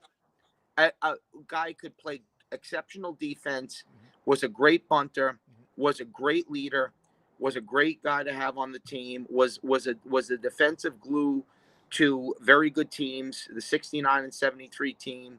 He's definitely honorable mention. As far as the best pure defensive shortstop was probably Ray Ordonez. Yeah, that's who I had too. From Reyes. Yeah. But Ray Ordonez, who could barely hit his weight. Right. But Ray Ordonez did things I only really saw Ozzie Smith and Omar Vizquel do. I agree. Ray Ordonez's highlight reel at shortstop is jaw-dropping. Yeah. I watched one yesterday. It's jaw-dropping. He was better than I remember. Yeah. And I remember him to be pretty good. No, I agree. So Ray Ordonez would be third in a pretty decent little, I had Ordonez second. I just had to throw Harrelson in there because he's a legendary Met and was there for so long. Oh, well, Ordonez was second. Yeah, I thought Ordonez. Like when my first pass, I thought about Ordonez. I forgot about Reyes. I'm like, you cannot not be a Reyes. Listen, 77 stolen bases, won you 19 triples, 190 plus hits 4 years, a batting title. Yep. led the league in stolen bases 3-4 times. I mean, offensively, and let me tell you, defensively, he was outstanding. Yep. He was out. He had a rocket arm. He had a pitcher's arm. Yep. I'll give you one. You know, he had a Sean Dunston arm. Yes, he did. He did. Remember Sean Dunston? Oh, okay, of course I do. I probably saw Sean Dunston play more games than Mark Grace did. Wow. I saw a lot of Dunston on the Sean-O-meter. I loved Sean Dunston. He was a number 1 draft choice. I loved him. He's from Brooklyn. Yeah. Yep. Sean Dunston's from Brooklyn. He ended up playing with the Mets too, right? He played for the Mets for a little bit at the end of his career. Briefly. Yeah. He was with us for a second. Like he was 38 or 9 years old when he did it, but yeah. He was. One time they had a radar gun at first base, and Sean Dunston threw the ball 90 miles an hour to first base. Yep. I remember hearing stories from Mark Grace, like he had fingers broken and stuff. But also he was a little erratic at times where, he would throw hard when he didn't need to. So the guy was out by 20 feet, and he rifle it, and Grace is like just reacting, trying to, playing hockey goalie, trying to get the stuff. Oh, yeah, he was great. I would not want to be Sean Dunston's first baseman. Kudos to Mark Grace, who was also one of the all-time greats and most likable players. I love Mark Grace. Yeah, I think he had more hits than anybody in baseball in the 90s. I think he had number 1 hits. He did. Yeah, and he still isn't the top 3 for me as a Cub first baseman. But that's for another episode. All right, left field. But what are you going to do with left field? I'm going to be shocked if you don't have who I have. This was the hardest position. This was the hardest position, and this was one of the only positions that had a little bit of nostalgia. I think you know who I'm going to say. Yes. There's a little nostalgia, but it was also his performances in certain games, and I picked Mookie Wilson.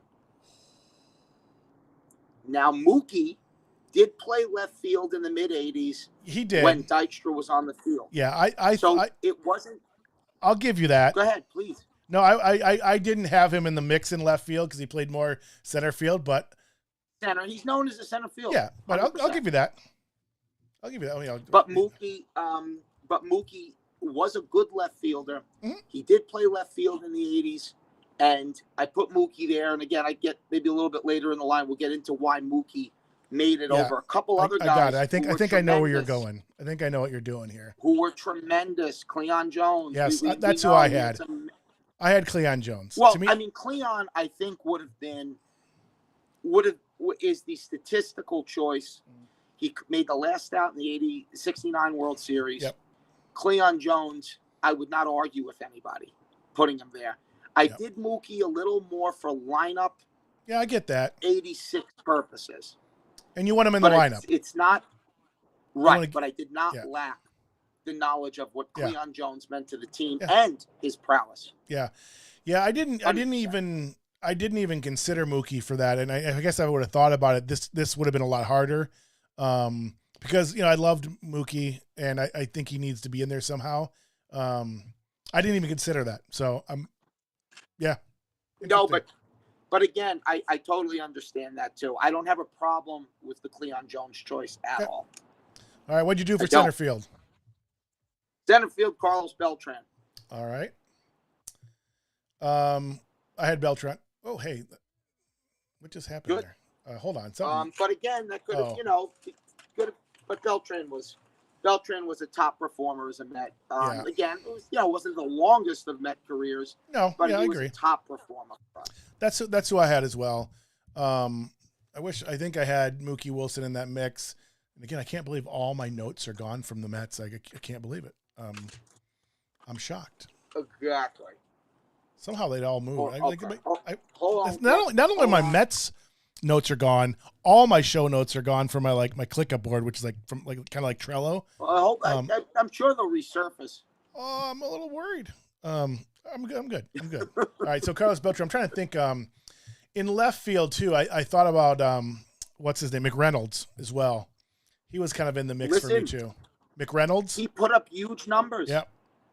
Kevin McReynolds was in my conversation. Yeah. 100%. Yeah. He did not come far from making the cut. McReynolds came pretty close to making the cut too. He was definitely in the mix, deep in the mix. Yeah. Where was he at before? Well, was the Angels? San Diego. San Diego. Yeah. San Diego. Yep. Now San I Diego. picture him. Yep. So obviously Arkansas kid came up through San Diego. Yeah, I totally forgot about that. I was trying to picture it. It's like, yeah. I wonder if he ended up playing with the Angels at some point. But yeah, the Padres for sure. Yeah, Strawberry, obviously, right? A no-brainer. Star power. I think 7 or 8 time All-Star from 83 to 90. So he went to the Dodgers, was an All-Star every year. There was some erraticness with Darryl through personal things, through contract things.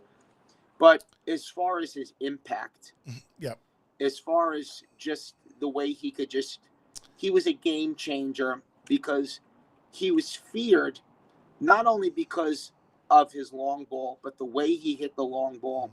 He can embarrass a pitcher. You couldn't throw at Darryl Strawberry either. No. Darryl Strawberry would attack you. Oh yeah. He's a street kid from Crenshaw, LA. Darryl was just a beast. When Darryl was right, and he was right more than he wasn't, he was a beast. He might have had the longest swing in Major League history. That swing was just... He hit home runs. That guy hit home runs that you see hit with a Spalding, not a baseball. No. I mean, I saw a few of them at Shea. I mean, he hit them into that night when Shea Stadium was open. I mean, he'd hit them over. I mean, they would be rising as they were leaving the bullpen. I mean, they'd still be rising as they were headed into the parking lot. I mean, Darryl was a 30 stolen base guy. Yeah. People forget about that. Yeah. Darryl had a cannon arm. He had a cannon arm. Cannon arm. Didn't always run or chase a ball as quick, depending on the mood.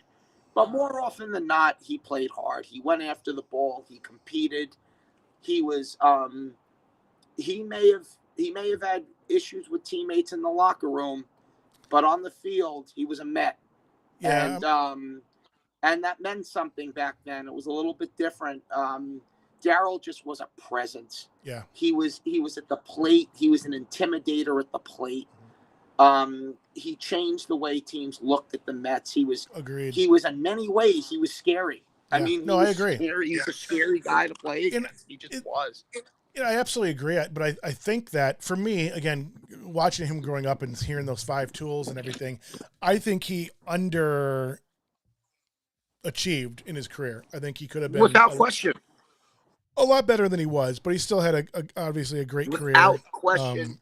Darryl could have been better. Yeah. In many ways. And I think the swing, the swing was so long that's probably why his batting average is in the 250s, but also batting average, those guys didn't always have the power hitters back then didn't have high averages. Usually it was the home runs and RBIs and runs in scoring position, things like that. But, which, people, that's a weird conversation, the runs and scoring position that nobody talks about anymore and has been devalued somehow. It's like, I don't understand how that's been devalued and people are looking at OPS and OBS and all that stuff now. It's like, bottom line is runners in scoring position. What are you doing in clutch time when people are on second base and third base?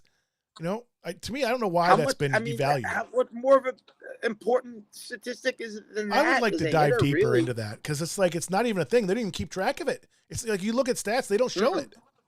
I'm gonna have to dive deeper into that. Maybe there could be an episode of stats.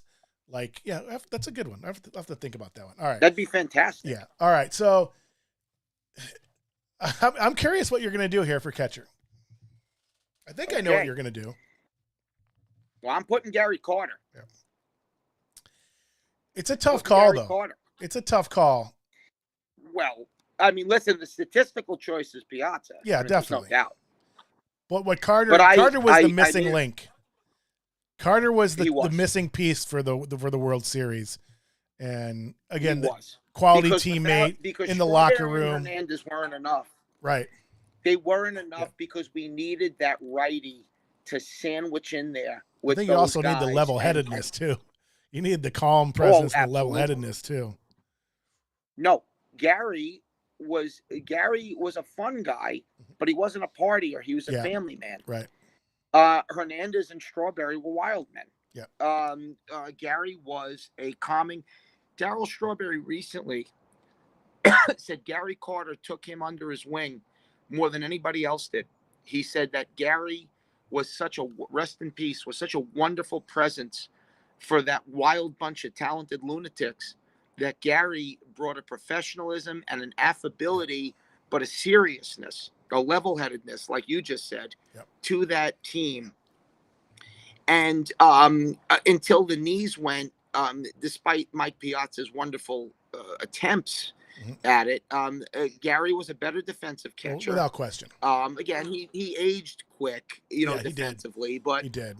But he was a little bit better defensively. He was quite a bit better defensively. Yeah, definitely. Because Mike had no arm. Mike could block the plate. He just had no arm. He could call a game. He could block the plate, but he couldn't throw me out at second base. No. So, I mean, you could run on Piazza all day. Yeah. The thing is, you might steal a couple runs off him, but then he hit a grand slam. Yeah. So he negated. He negated offensively. He was. But I'm going with awesome. Gary. Yeah, I did too. I mean, it wasn't really that close for me. Statistically, again, Piazza not even relatively close. He's the greatest statistical catcher in the history of baseball, hands down. It's not even that's close. it. That's it. But again, it was Gary Part. I mean, you can't switch those out. If you put Piazza on that team, they don't win the World Series. They just don't. They don't. No, Piazza fits in with the partying with Hernandez and those guys. There's no way they would have won with him.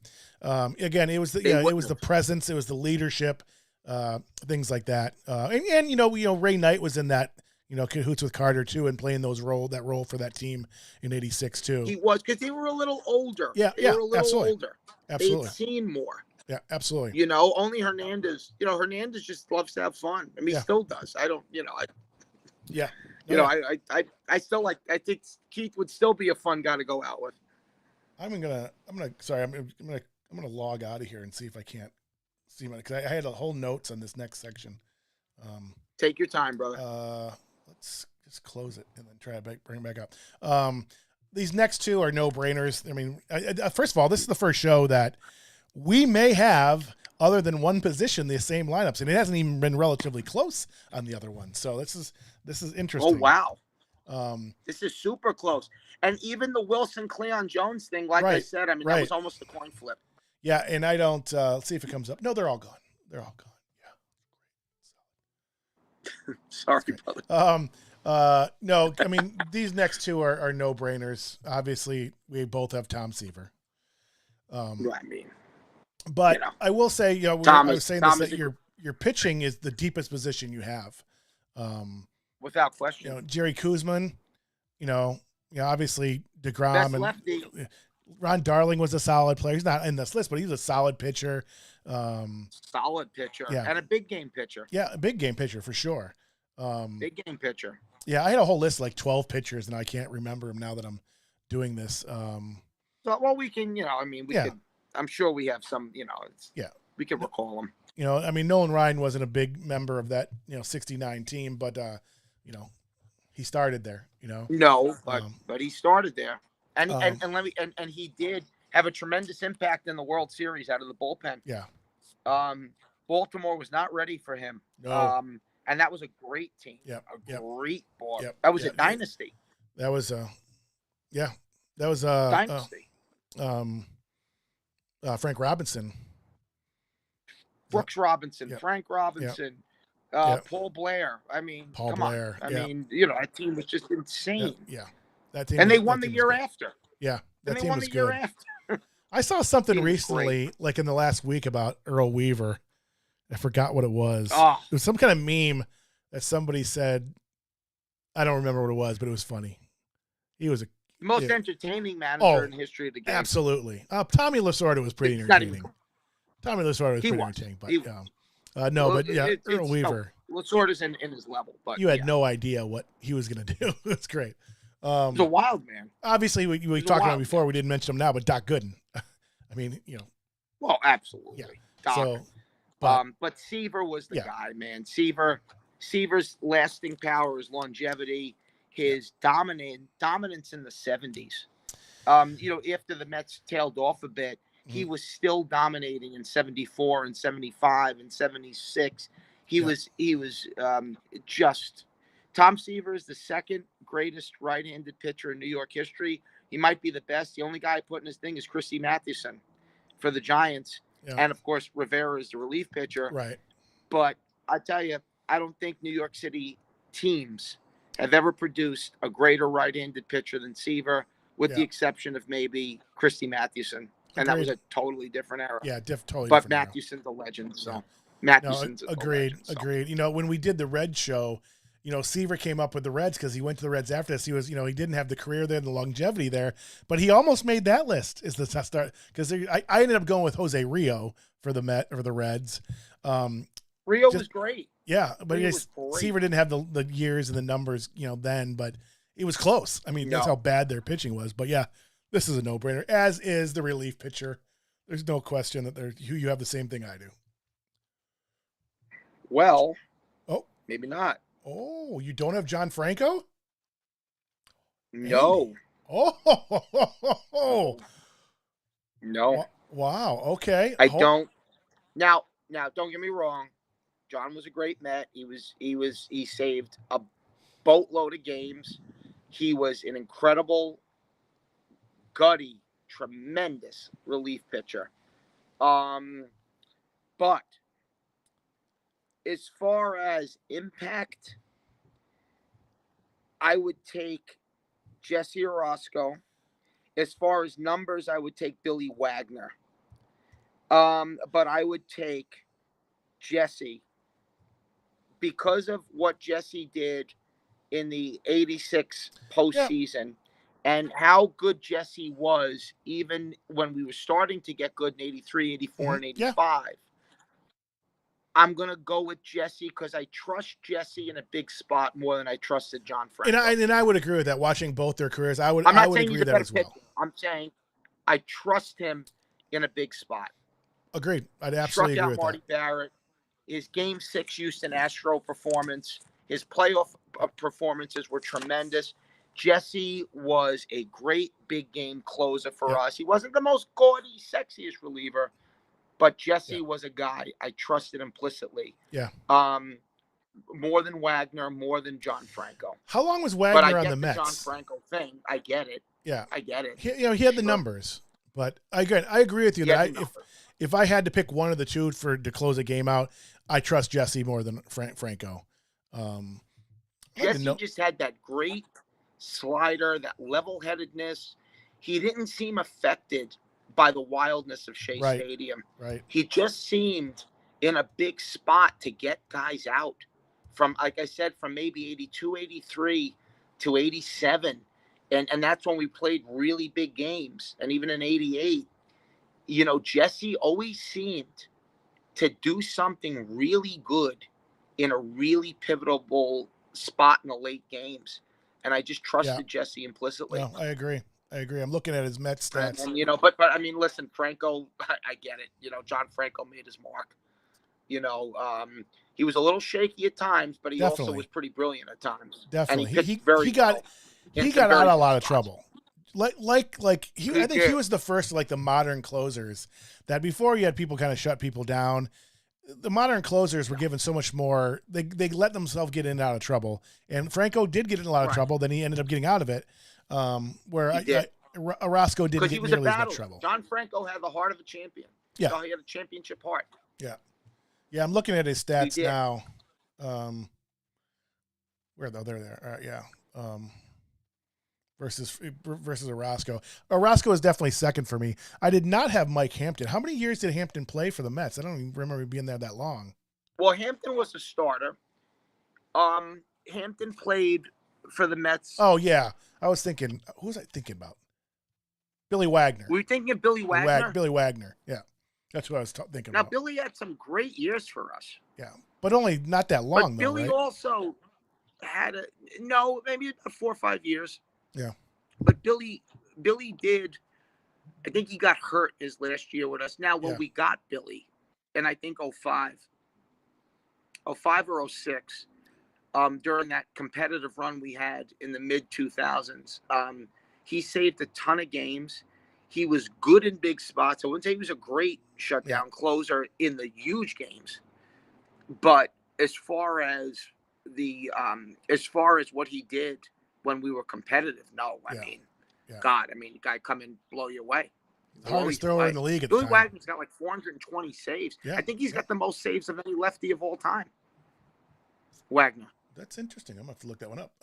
I think Billy Wagner is the most saves of any left-handed pitcher in the history of baseball, to my knowledge. That could be. Franco did at one point. Yeah. Franco saved 400 games. No, yeah, John Franco I knew was that. a beast. Let's see how many saves he has. Well, Billy Wagner has 422. Okay, 420. I was off by 2. Yeah. Yeah. No, he threw. I mean, at the time he was the hardest thrower in the league for sure, and he's what 5'9", 5'10". 5'10". Yeah. Yeah.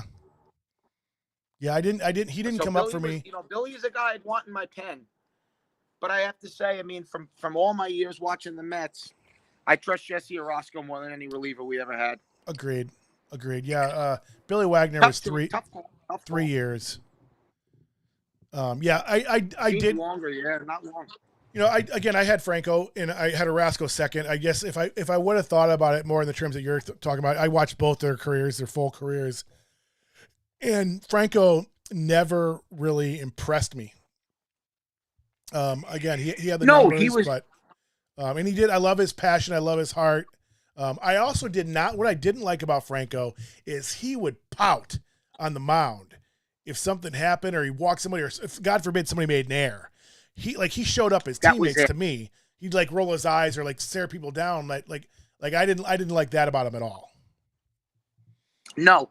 And I tell you, and again, this had nothing to do with my decision, but John Franco, where he did do tremendous work for charities, John Franco, when he was with the Mets, lived on Staten Island. He lived in a very big home on Staten Island, and many of my friends interacted with him in various stores or restaurants. Yeah. And said he kind of had an entitled attitude. Yeah. He did sign autographs. I wouldn't say he was a jerk. Yeah. But he wasn't always the nicest of guys either. He wasn't like a layup. Oh, it's John Franco. He's going to give you a hug. And sometimes he was just like, he had a sense of entitlement.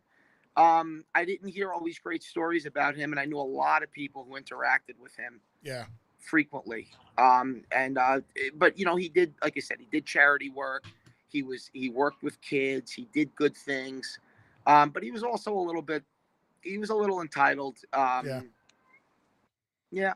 So I mean, John Franco was a valuable diehard Met. Most definitely.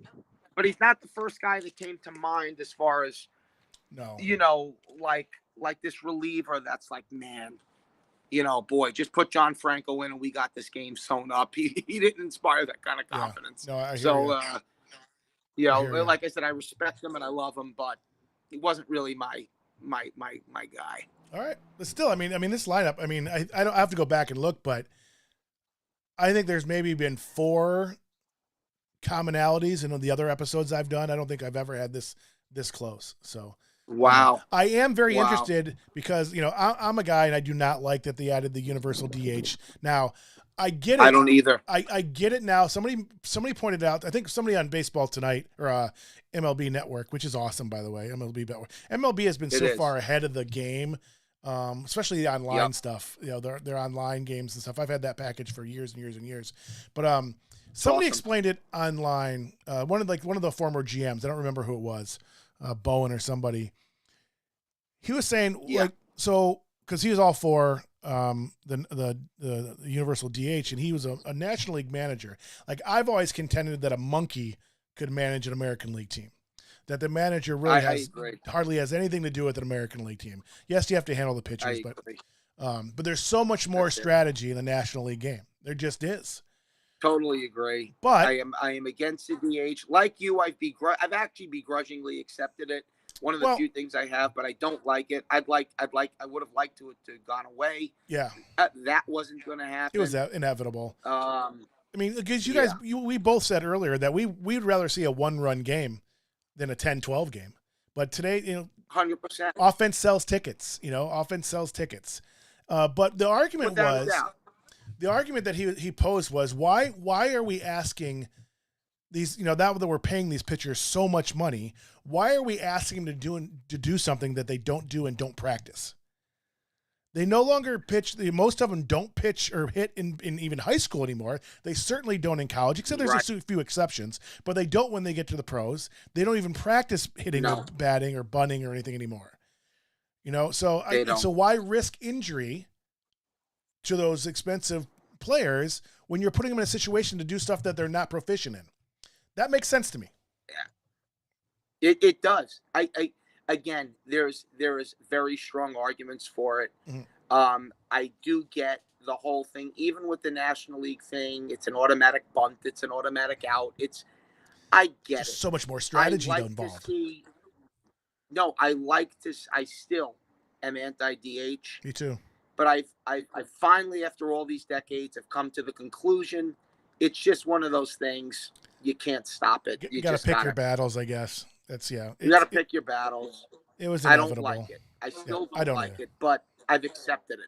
Yeah, I don't either. I've accepted it. All right, Andy. So what did you do at DH? This was my most fun one, I have to say. So I'm interested to see where you go with this. No, I went with Piazza. Yeah. Listen, if we're gonna have a DH, and we're gonna have a guy who, despite his, tremendous effort, was just a defensive liability. Yeah. I mean, he was, because he couldn't throw guys out. Yeah. It wasn't that he couldn't play the position; he couldn't throw guys out at all. At all. No, he was horrible. But you have to have. But if you can have a DH, yeah. I mean, this is a guy who, if he didn't have to take the gear off and bust his knees, this guy could have hit 370 with 45 homers, 150 RBIs. So Piazza's my DH, 100%.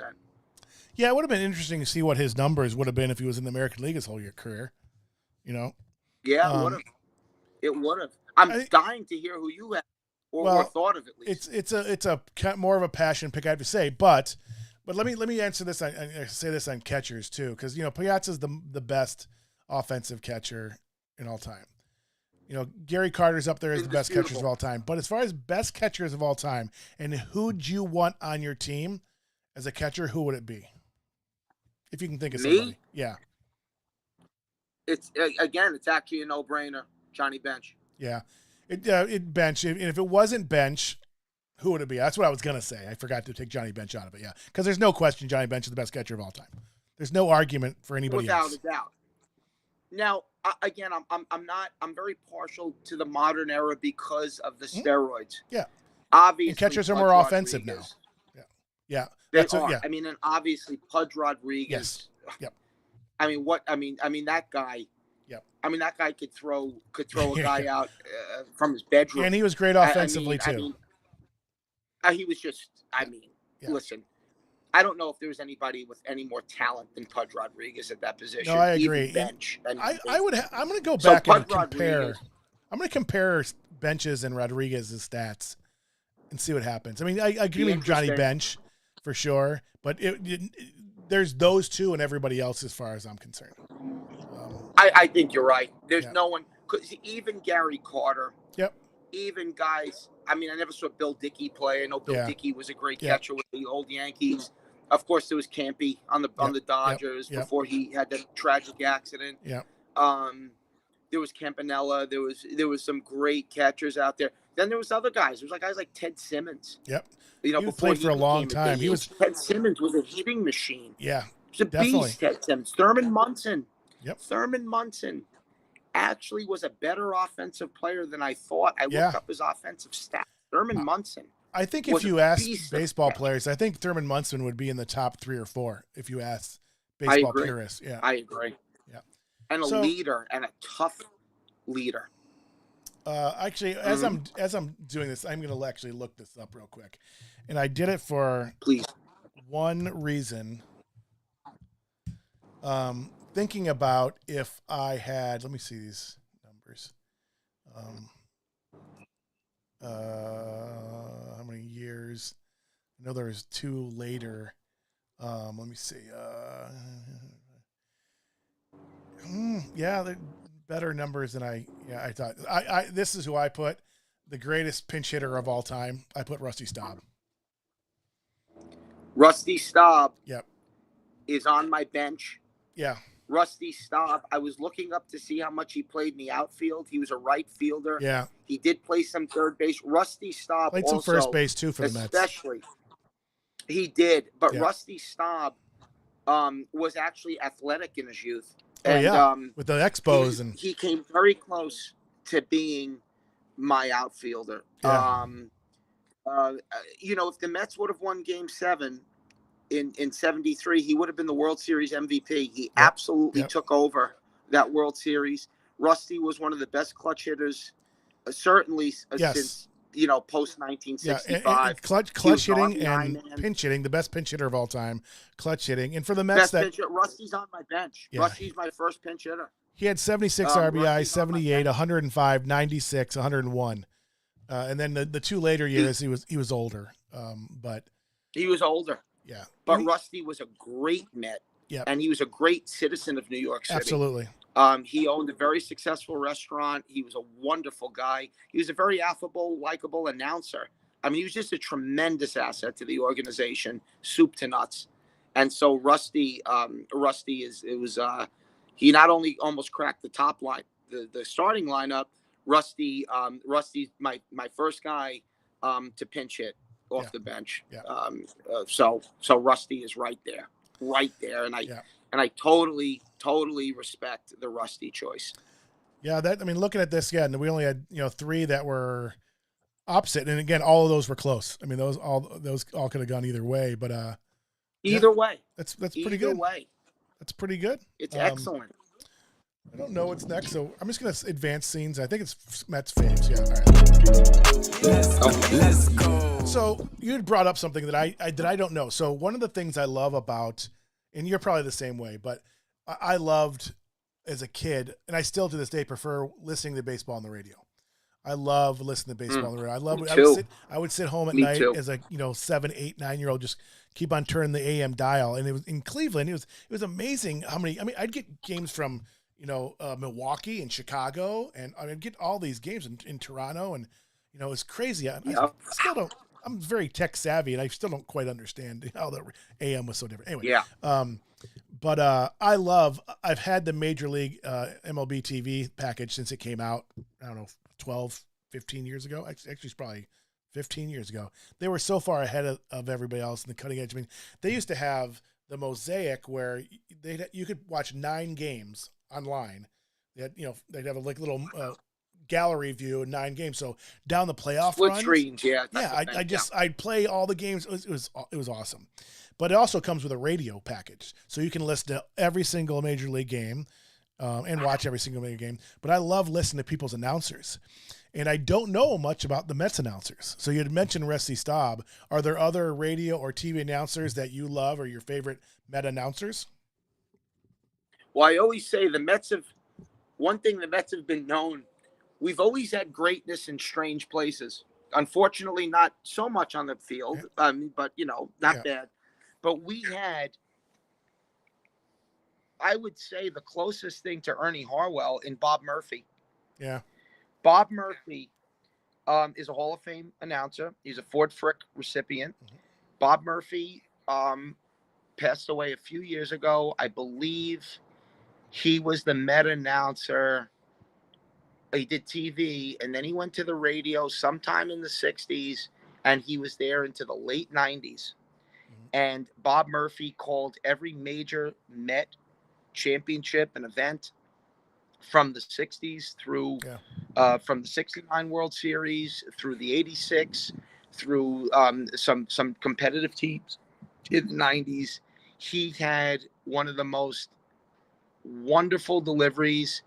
He used to say, hello, everybody. And, like one of those great things, like I said, he was an Ernie Harwell level announcer. Bob Murphy was one of the most beloved figures in Met history. Okay. Hands down, Bob Murphy is as good as any radio announcer probably that ever called a radio game for the Mets. I grew up with Ralph Kiner and Tim McCarver. Yeah. McCarver would talk you to death.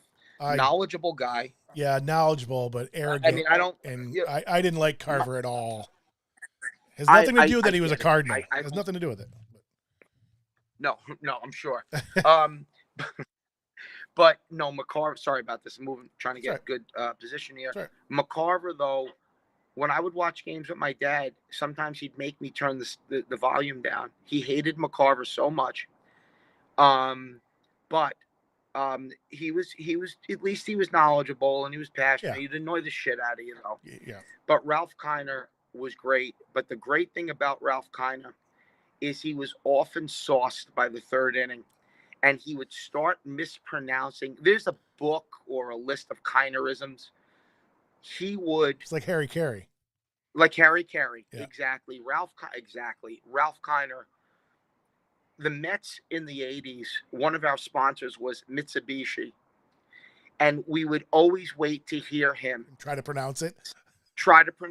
And by the fifth inning, going, today's game brought to you by Mitsubishi. He would be drunk. There was times Ralph Kiner, and again, he was an outstanding announcer, but there were times where, like, the Mets would, like Mookie Wilson would be up, and he'd line a single to left field.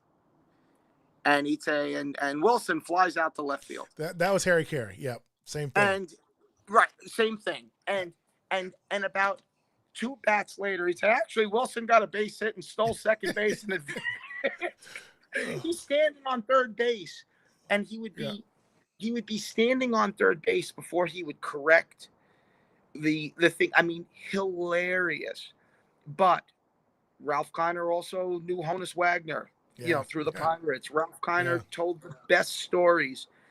Ralph Kiner told this wonderful story where I think it was in high school or in the minor leagues where somebody invited a scout, like, to see him play. And the scout got sauced before the game. Fell asleep in the first inning. Ralph Kiner hit 3 home runs. Guy wakes up in the 9th inning. Kiner's in the last at bat, he strikes out, and he says, "This guy's a bum." He would tell stories. Ralph lived to 90 years old. He had this great segment called Kiner's Corner. Yeah, I remember that. Remember Kiner's Corner? Yeah, really sloshed, but it was never an obnoxious thing. It was always an affable uncle. Yeah.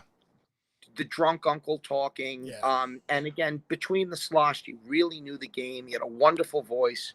Ralph Kiner was a legend. Before my time, there was Lindsey Nelson, who was in the 60s. And Lindsey Nelson, I heard, was a beloved. Lindsey Nelson did a lot of national stuff, too. I mean, he did a lot of sports and stuff like that, yeah. And he was really one of those jaunty dressers, almost like a Walt Clyde Frazier, where he would have like he'd have like a checker printed suit. Yeah. And he was really goofy and self-deprecating. And Lindsey Nelson was beloved by old-time Met fans. But for me, it was Kiner and McCarver. Now we have Gary Thorne. We have Keith Hernandez. These guys are great. Gary Thorne's great. Gary Thorne is outstanding. Outstanding. I always used to get Gary Thorne and Tom Meeves mixed up. Yeah, I could see that. And he's gone, but yeah, Tom Thorne is good. I like him. I like him a lot. And Gary Thorne does Islander games too. Yeah. Gary Thorne is one of the most gifted announcers I've ever heard. We have, again, there's a lot of things to complain about as a Met fan.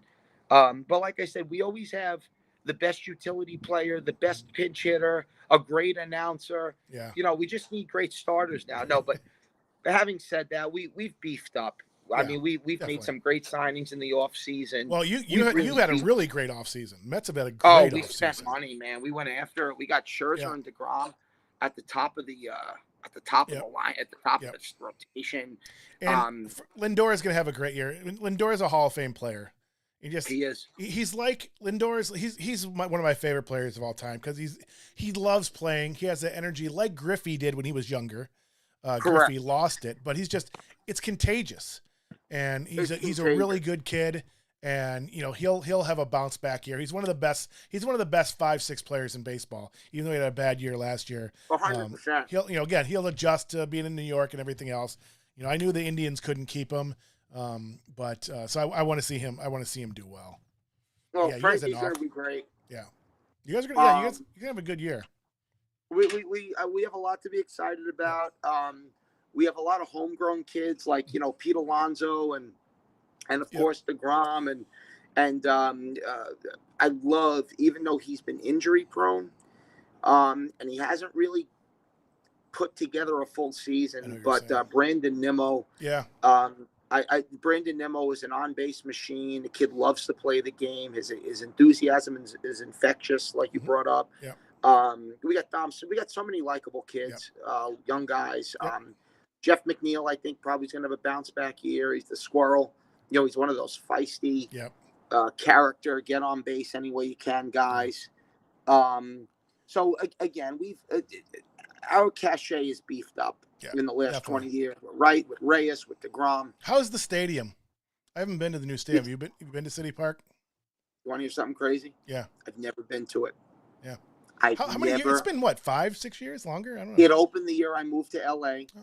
It never worked out. I heard the stadium is beautiful. Yeah. I heard it's absolutely magnificent. Yeah. I want to go. There's one knock on it. Now this is an interesting traffic knock, because it's not a knock, but it's something maybe your listeners who haven't been there. Mm-hmm. The stadium, Fred Wilpon, understandably, is a massive Jackie Robinson fan.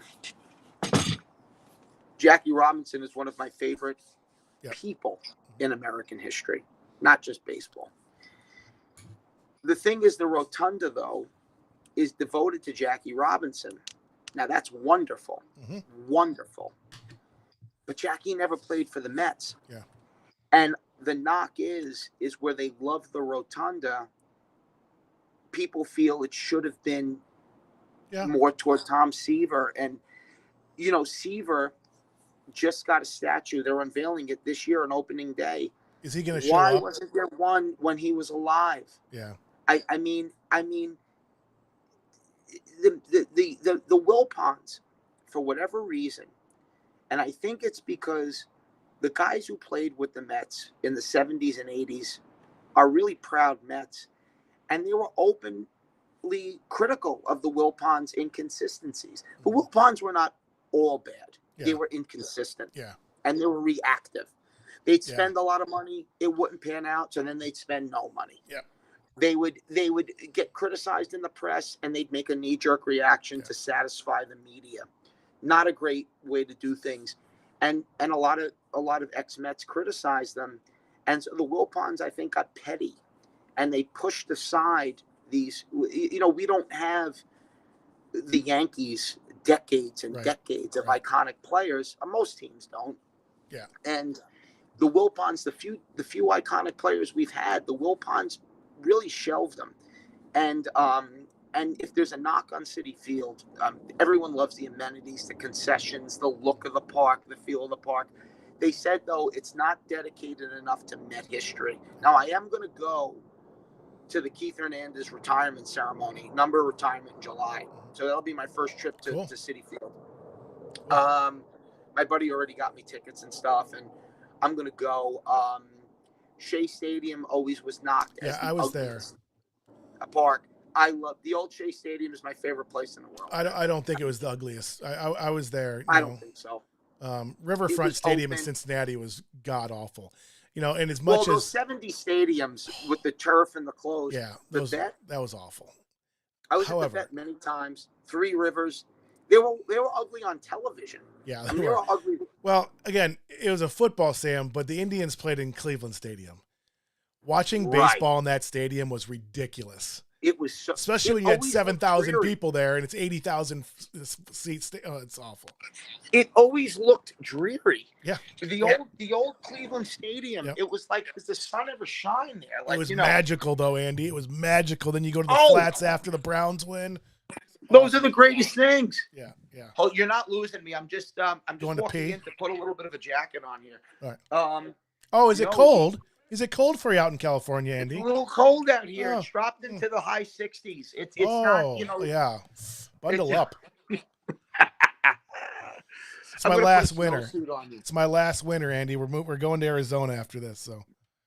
Well, that's great news because you're going to be closer. Closer, yeah. I mean, I would love to come back to California. We both would, but California is such a mess, and I don't know. We have family in Arizona, and their spring training, and so We can talk politics yeah, another time. other I will other say time. whatever you've heard about California, it's worse than what you've heard. Yeah, I know I'm following your stuff. I got And it. I love this state. Yeah. And I wouldn't even bring it up if I didn't love this state Yeah. so much. When I bring it up on social, it's such a Yeah. travesty. Yeah.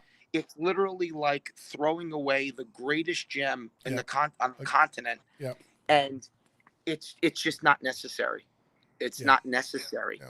We'll talk about Yeah. that some other time. We'll get there some other time. The state is beautiful. I love it here. But it's I can't advise anyone to move here.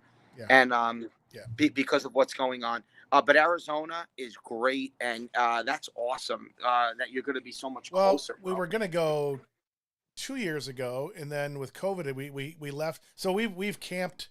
This is going to be our 5th year. From May to October, we randomly started camping, and we decided we loved the way we spend time as a family. And did you get a Mets sweatshirt? You get an Islanders, sweatshirt, right? I got an Islander Yeah. sweatshirt. This is my like smoking Yeah. sweatshirt. It was my go-to. Now it's been retired to the. Yeah. I hear you. But I love this. This is a great zip up. Yeah. Did you know the Islanders are orange and blue because the Mets are orange and blue? I did not know that. And I'll give you another great little tidbit. As you know, the Mets are orange and blue for the Dodgers and Giants. Mm-hmm. Yes, I did know that. Right. I did know that. Now, the Islanders were the Mets were the lawyer who the attorney who orchestrated the Mets comeback was among others was Bill Shea, William Shea. He's a New York attorney, and that's what Shea Stadium was named after. He also orchestrated the Islanders Long Island getting the Islanders expansion. So the homage was to Bill Shea for the orange and blue for the Islanders. Nice. And that's a great little thing. Yeah. He was obviously a monumental figure in New York sports. I don't know much about him as a person, but I know he diligently worked to get the Mets and Islanders, and I thank him for that eternally. So that's awesome. That's awesome. you know, but like I said, this has become now my knockaround, but it's too good to get rid of. You can't. No, you can't get rid of that. No, I love this. I love the Islander logo. Yeah, I do too. It's a good one. Yeah, the Gordon's Fisherman. The Gordon's Fisherman thing is so horrific that it's actually become in vogue again. It's so ugly. It's cute. I just gotta bring it up just to look at it because it's so awful. It's maybe the worst logo in the history of sports. I can't. The old Tampa Bay uniforms, the Buccaneers, I've actually grown fond of too now because it's nostalgic. It's so bad, it's good for me. I gotta pull up the picture. Oh gosh, those are so bad. But I don't even know what. I mean, it's not even. You don't. I understand there's an aquatic theme with a fisherman and the island, but it made no sense. I mean, it was just it's awful. It's awful. All right. It's so bad. It's become popular again with Islander fans. I can see that. Yeah. No, it's become this popular. It's amazing. And the thing is, not only did the logo come in and it was horrible, but the team was bad. Right. See, other than our stumbling block this year, the Islanders are good again. So we're not really embarrassed in the NHL anymore. So now we can take a little bit of a ribbing because again, sans this year, we've been really good. And even this year, we're not as bad as our record shows. Right. We're not, because our plus minus is like 3, I mean, it gets worse every time I see it. So it's not even the dark blue. If right, it was exactly. It's the teal, turquoise, aqua. It's the teal. If it was the Islander blue, it'd be a little better. No, it wouldn't. It's still bad. It's bad. The font's bad. It's so bad. I don't know if I don't know if you saw this show, but Juju, my daughter, and I did in one of the episodes. That was the best team nicknames and best logos. And it was great. She's 10 years I old. gotta see it. Yeah, you have to see it. It's really great. We're actually going to do one see just for college because we started with the NCAA tournament. We saw some ones we like, but she did great. I mean, she's been on video since she's been a little kid doing her little. Video, I've YouTube seen stuff. some of them. She's amazing. But she did all the research on this stuff, and she like found all the logos. She found stuff that I didn't have. Like, wow, it was fun to do. But something I was going to say about the Islanders. Oh, I think we're going to do one with the ugliest logos. We determined. Well, this might be in there. I'm saying. Well, I mean, it's all what comes in second place. Yeah. I mean, it's again those Tampa Bay ones in the '80s were bad. They were bad. But I didn't know, but there was something endearing about it too. I mean, orange is my favorite color, being a Browns fan, so I didn't hate them. Yeah. I like the Astros because I love Nolan Ryan, so I love those Jose Cruz and all those guys. But those jerseys, I look at them now. It's like I don't know what they're thinking with those. No. They've become they're very popular. Right. They've become full circle.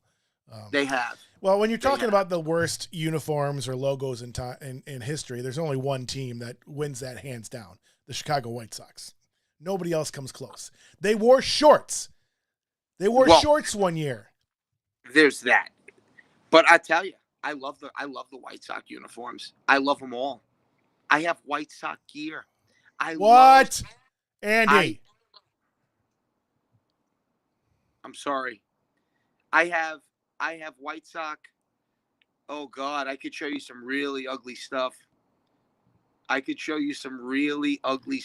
I love the White Sox gear. I just love the goofiness. It's not goofy. I just think the White Sox have great uniforms. I'm sorry. I don't even know what to do that. I don't know what to do is we're gonna move. Before we move on from this thing, because we got to get to the Mount Rushmore. Quickly, favorite Met player of all time. Tom Seaver. Okay. Who would be second? He's your favorite. Second. Seaver's my favorite. Okay. Seaver's my favorite, without a doubt. Second, it's very tough, but I'm going to say for what he meant, I think I got to go with Keith Hernandez. That's why I thought, because you said you were going. I got to go with Keith. All right. Again, it's close. I mean, it's tough. Yeah. All right. That's Who fair else are we're doing a 4 Mount Rushmore? Nope, not yet. We're going to do it now. Hold on. Let's go. But I'm assuming those are 2 of yours. Well, yeah. All right, so let me do this. Seaver and Hernandez. Let's do it this way. All right. I have Tom Seaver as well somewhere in here.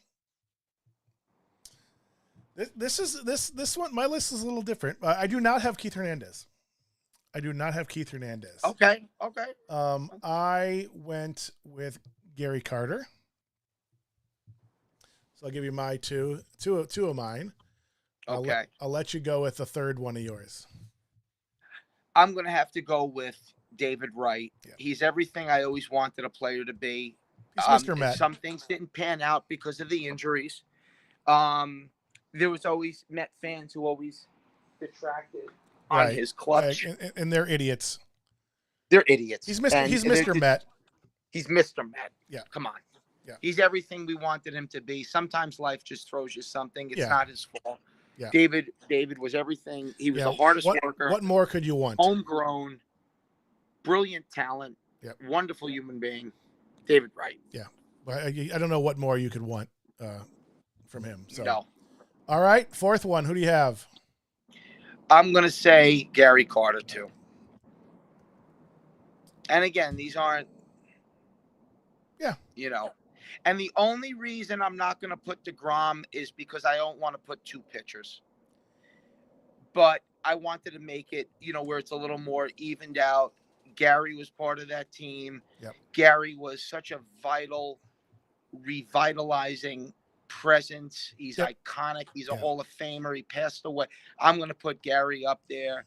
Yep. Again, if I was going to put a non-position player, it would be Jacob DeGrom. I did put DeGrom. That's who Well, I mean, that's who I put. listen, I mean, it's literally Yeah. that close. Yeah. It's literally, the thing is with Carter, I guess the tiebreaker might have been the childhood in the '86. Yeah. Right.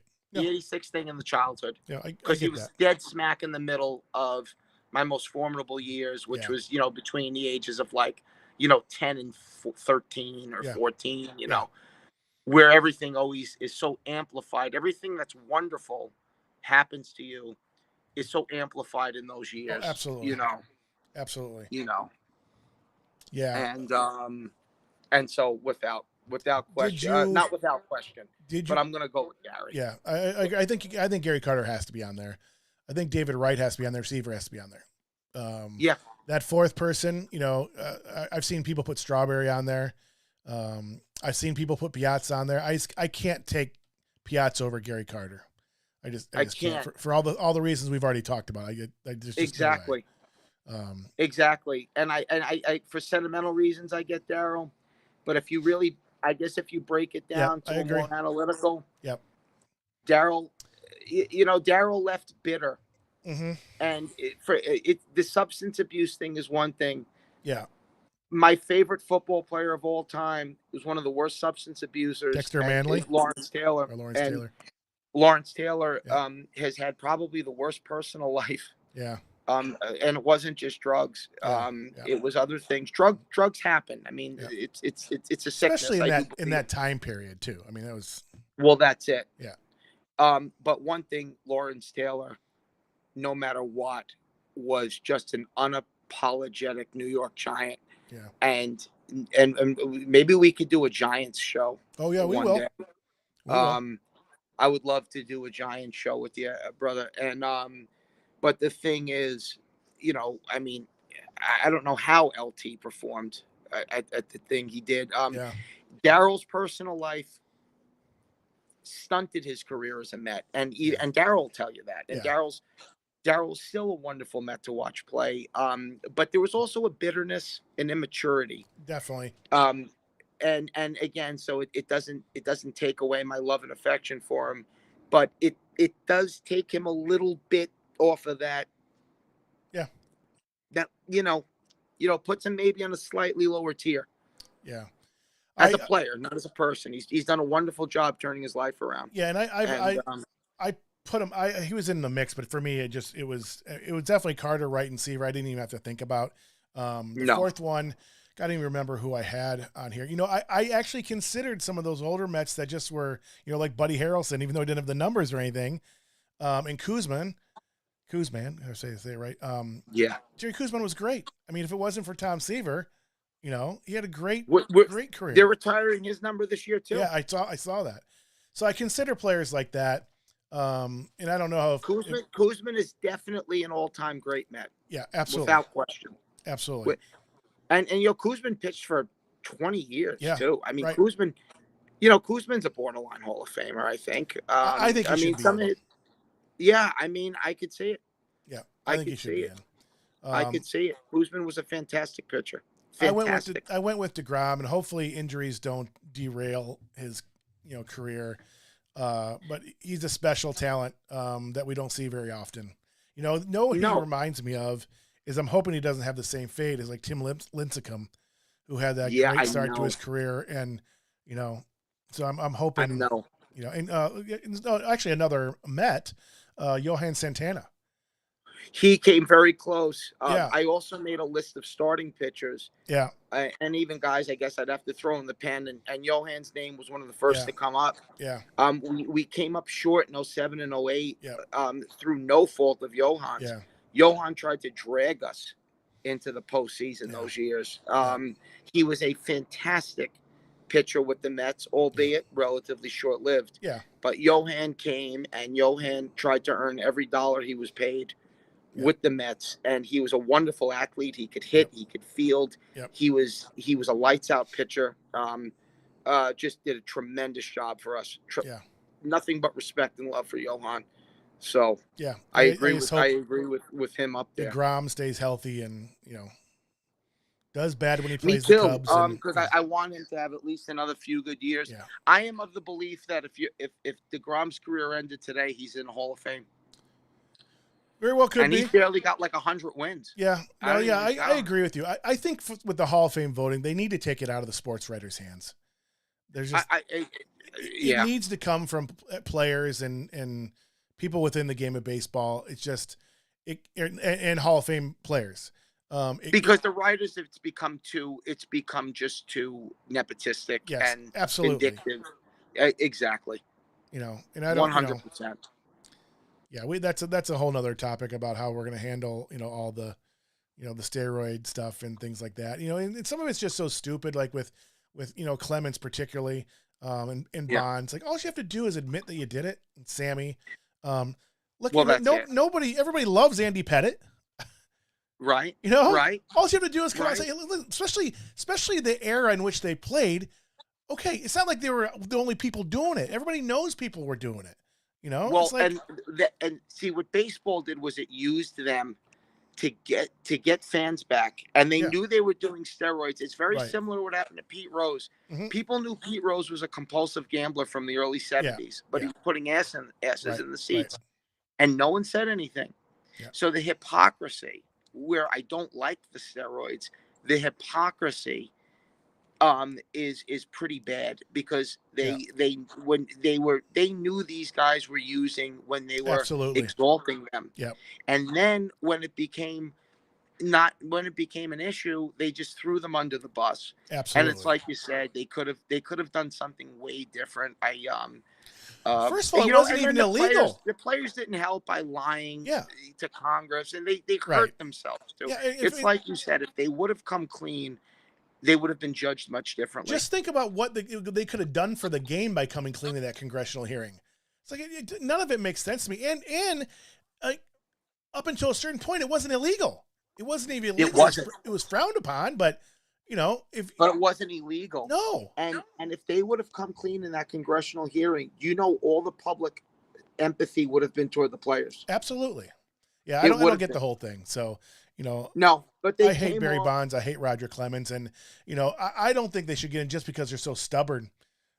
Clemens is just such a prick, thing. And Barry Bonds is Barry Bonds. He's never been a likable guy. No. But Barry Bonds was a first ballot Hall of Famer before any of that happened.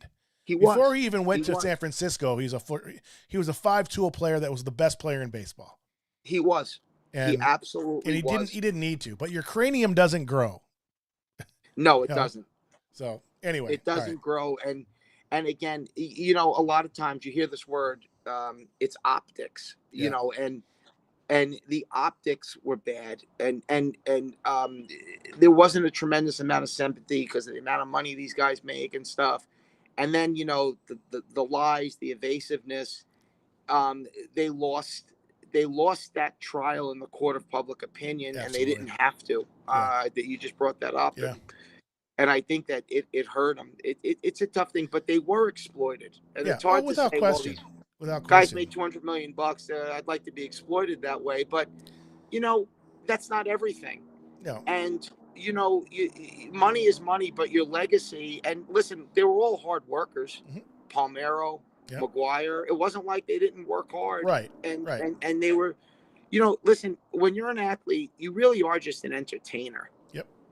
And at the end of the day, your job is to put the most entertaining product on the field, and a lot of that comes with winning. Yep. And the factor, the factor, and so there's a lot of pressure. I do empathize with them on that level. I do too. I just don't understand why you don't come clean. And I think we got to figure out, like, the sports writers are just not going to put them in. They won't. They're just not going. They're not going to put Clemens or Bonds in. They're just not going to do it. I've had this playful argument with my friend. He thinks one day they will. I say they're not. They're not getting it unless they change how they're doing it. Sammy Sosa's not in the Hall of Fame. It's just freaking ridiculous. It's 600 home runs. It's ridiculous. I mean, it's just ridiculous. You have Barry Bonds, who arguably is one of the top 5 players in the history of baseball, not in the Hall of Fame because of his bullshit. So because of the shit. Yeah. And but like you said, they could have done.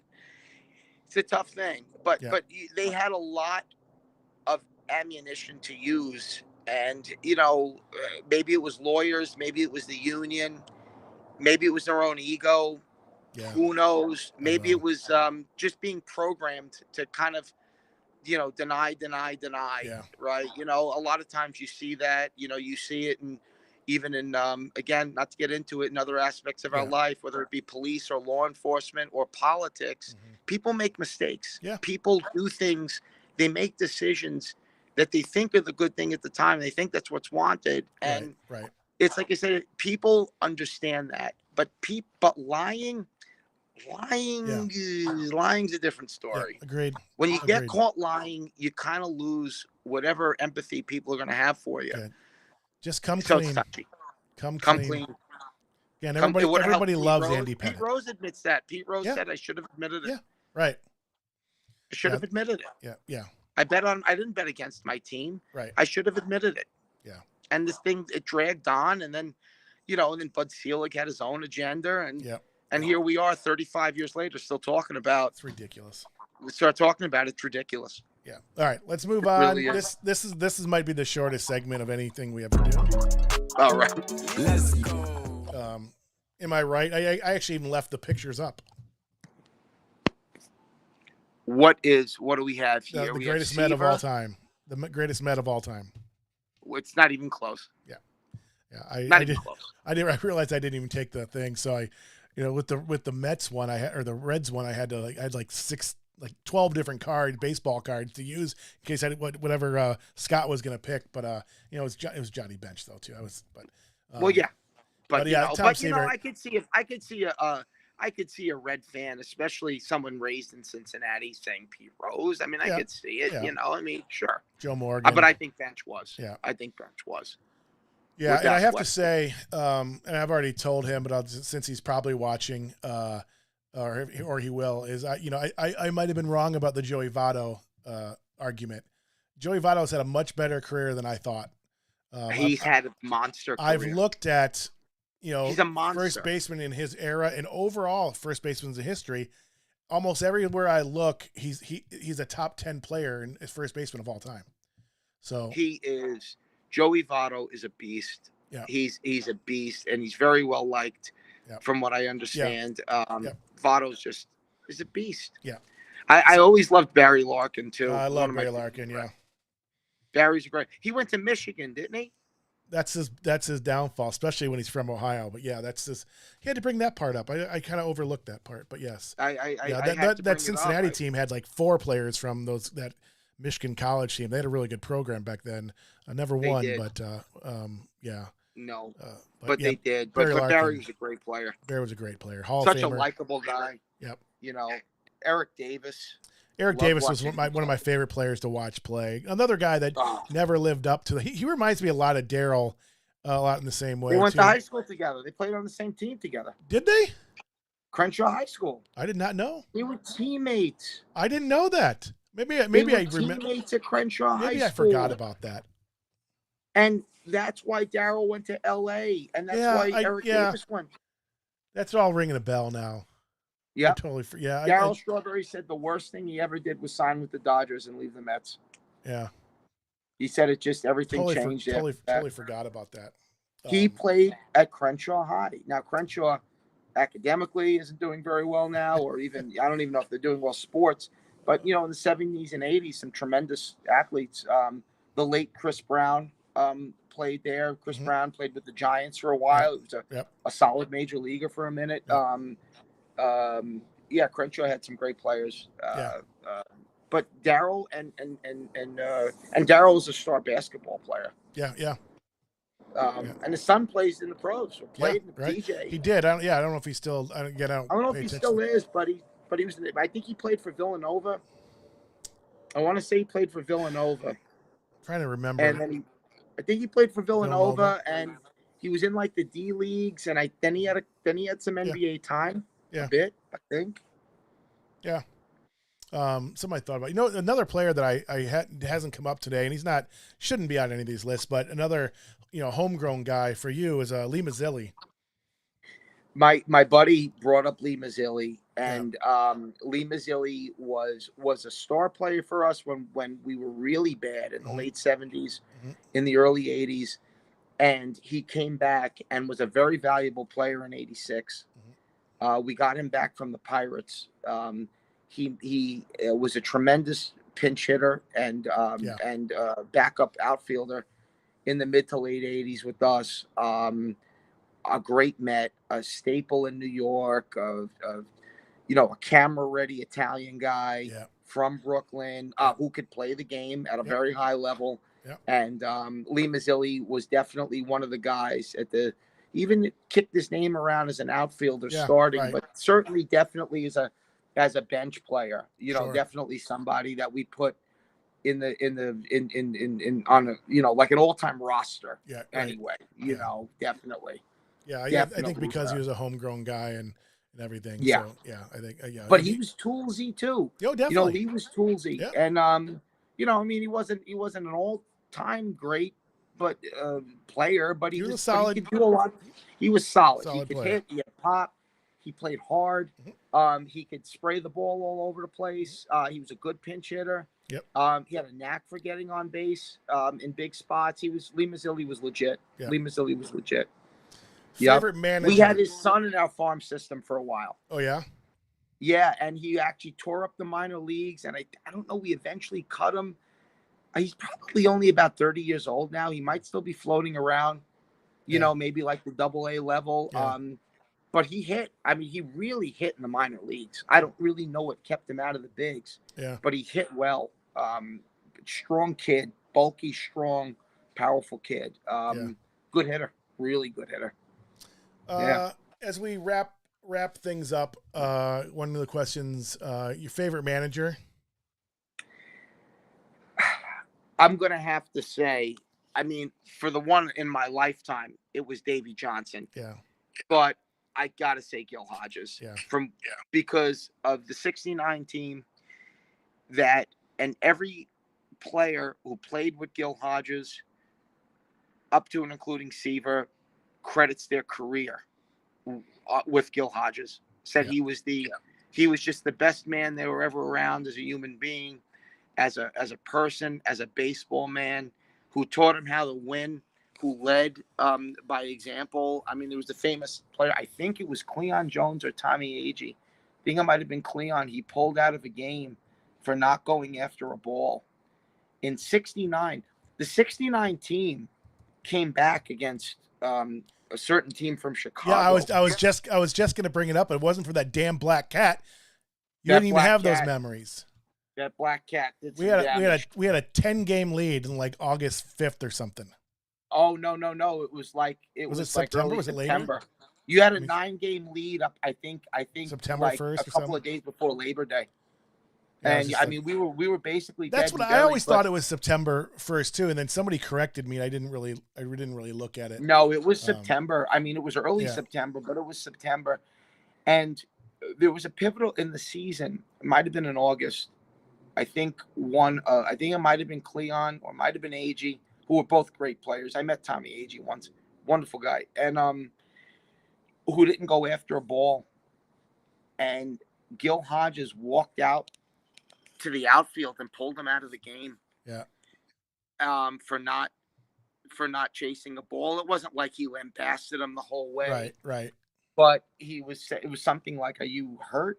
Because what was that about?" But it shook up the team, and Gil was a New York legend from Brooklyn. He was also a Marine. I think Gil fought. I think Gil saw combat action in World War II as a Marine. Wow. But a gentleman, not a in your face Lee Ermey. Rest in peace, Lee Ermey. But he was a man that just exuded respect for his prowess, for his leadership, and his kindness. He was also a kind man, and so I'm going to go with Gil Hodges, even though Davey is my favorite Met in my lifetime manager. But I'm going to go with Gil Hodges. Yeah, I pick Gil Hodges to manage the all-time squad. The Mets ended the 69 season 23-7. Wow. And we ended it losing 17 of our last 25. Wow. There you go. Wow. Well, we collapsed in 07. And 07, after that really good run we had in 06, Yeah. we collapsed in 07. Yeah. And I think we were up 7 games with 17 games to play. Yeah. 7 games. That's a with collapse. 17 to play. That's a collapse. It was catastrophic. Yeah. I mean, it was just so, because that 07 team was a good squad too. Oh, definitely. The 06 team was a good squad. The 17 was pretty much the same team. Yeah. Just couldn't get it done. Yeah. Yeah. We couldn't get it done. In some ways, the 07 team was a little deeper, but we just collapsed. I mean, they just completely shit the bed, for lack of a better term. So, well, my brother. That's it. I would be remiss, and I would probably get yelled at here by my buddy Lou. Oh, if you didn't show me his room. If I didn't show him his shrine. Let me see. I hope he's not in there. No, I'm only kidding. Hold on one sec.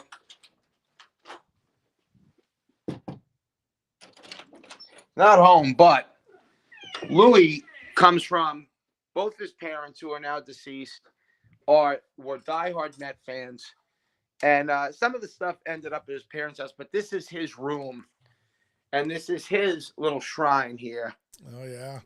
And he's got really cool stuff, because it's not like he's got these monumental autographs, but he's got some amazing stuff. Here is a Gary Carter starting lineup.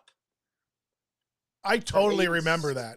You remember that? Totally remember that. Yeah. How awesome is that? That's cool. And then he's got a reissue starting lineup of Seaver. Oh, that's cool. Which he caught me stealing, and I had to give it back. He's got some really cool bobbleheads. He's got Santana, Endy Chavez, the catch. Do you remember the catch in 06 in Game 7 that we lost to the Cardinals? One of the greatest catches. He caught the ball about 4 feet over the wall. I think it might have been Molina. No, yeah, I do remember. Yeah, I do remember. Remember that catch? Yeah, I do. Endy was a fun Met because he was a great defender. He was a slap hitter, and he had really good speed, and he was a great fourth outfielder. This is an Edgardo Alfonso. This is one of your classic bobbleheads. Yeah, yeah. Piazza. Louis is a huge Piazza fan. Probably because he has an Italian last name. Louis does. But he's a huge Piazza fan. This is Al Leiter. Al Leiter was a great Met. He was. Yeah, he was. Al Leiter. He was on that list that I no longer have on my thing. Yeah. No, but Al Leiter is in the conversation. For sure. Especially because he shut out the Reds in that playoff game. Yep. In 99.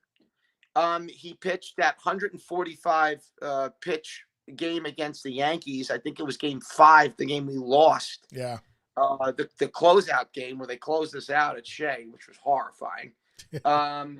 But he pitched with grit and toughness. Jersey kid, local kid. Kevin McReynolds. Louis got this one. There is Kevin McReynolds. Now, McReynolds was known as kind of a little bit of a sleepy guy, but he was a producer. I mean, McReynolds was a talent. Yeah. McReynolds was a real talent. He's got some little Lego stuff. He's got an old thing of Shea. That's cool. Mike Piazza is a rubber ducky thing. That's just weird. See, I like stuff like that. I don't really care about autographs and signed jerseys. That doesn't do anything. I like those things that are, true fans have. Yeah. I agree with you. Like glasses you got from the gas station that have Mets on them or something, I totally agree with you. Yeah. He's got Gary and Keith hoisting up the trophy at the parade. Gary Carter also, maybe a little known fact or maybe a widely known fact, best perm in Major League history ever. Yeah, literally the best perm of all time. Yeah. Maybe. Shout out to Bette Midler, but other than that, she wasn't a Met, was she? No, but I'm sure we tried to sign her at one point. This is a seat cushion. You remember the old seat cushion? Oh, absolutely, days? Absolutely. Remember the old seat cushion days when we used to get those? I had Indian ones. I remember taking those to the game, like we were carrying them into the stadium. Oh, they were great. And then the team would lose, and everyone would throw the cushions on the field. That's when they banned them. Right. Remember Bat Day? My dad took me to Bat The Day. full bat ones. The full bats. Yeah, yeah. You know, because I think the greatest idea is to give drunk New York Italians baseball bats, because what could go wrong? Yeah. And this garbage can, I know Louis since we're like 10 years old. Oh. He's had this since I know him. Oh yeah, right? He's had this like 35 years. I collected all my teams. Like I had a Browns, Indians, Cavs. I think the Cavs one is still at my parents' house. The other ones we kind of just beat up. But no, we had those all grown up. Do you remember when we were kids?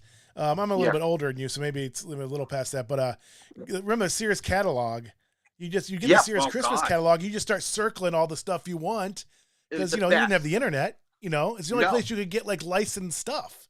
So no, my mother used to hide the catalog from me because she didn't have enough money to get it. You talk about gas station. Look at the Gulf truck. Oh yeah, the Gulf. If cool. I was at my mom's house, I have all this stuff too, but it's in Staten Island. You know what I got really, really one of my favorite pieces? I guess this was not long before I moved here, probably about 04, 05. They had a wiffle ball. I love wiffle ball. So right? I grew up playing wiffle ball games. We grew up with it. Oh yeah. They had a Met wiffle ball and bat day. That's cool. But it was for like kids like 16 and under. Yeah. But we went in and I was in like kind of the doldrums of Shea. There was a box of them, and there was a guy there, and I said, "Bro, can I get a bat or something?" And he's like, "Yeah." And I slipped him like a 10, and he gave us all a set. Wow, that's cool. I never even opened it. It's still in the plastic, but it's a wiffle ball bat that says Mets on it, and the ball says Mets. An actual wiffle ball bat, like the wiffle brand? No, officially licensed, not a knockoff, made by Wiffle. Yeah, I don't think I've ever seen a non like regular wiffle ball one. That's cool. I'll get you. It's at my mom's house. I'll get you a picture of it. I have cool things. I have tons of yearbooks. I have the 86 yearbook, the 87 yearbook. My Louis David Moore stuff. He's got Darryl Strawberry's book. Were you a guy that kept score when you went to games when you were younger? Oh yeah. I love that. My uncle, like I said, who played pro ball, taught me how to keep score. And I used to love it. So this is his little shrine to the Mets. And like I said, I'd be remiss if I didn't show you that. No, thanks for showing me that. That was cool. Yeah, I wish I had all the stuff that I've had over the years from my teams, and they get, you move, they get lost. I have, like I said, at my mom's house, I have a pretty nice collection. I have a very similar collection. I have tons of yearbooks. I have bobbleheads. You know what I have? And I was able to get two because it wasn't an age thing. I took my sister to Bob Murphy, Ralph Kiner bobblehead day. Ooh. And is it one bobblehead or both of them? They're both of them sitting at a like an announcer's desk. Mm-hmm. It's a really unique bobblehead. Yeah. So it's Murphy and Kiner, and the Mets weren't very good. This was like about 2002 or 3, but I had to get that.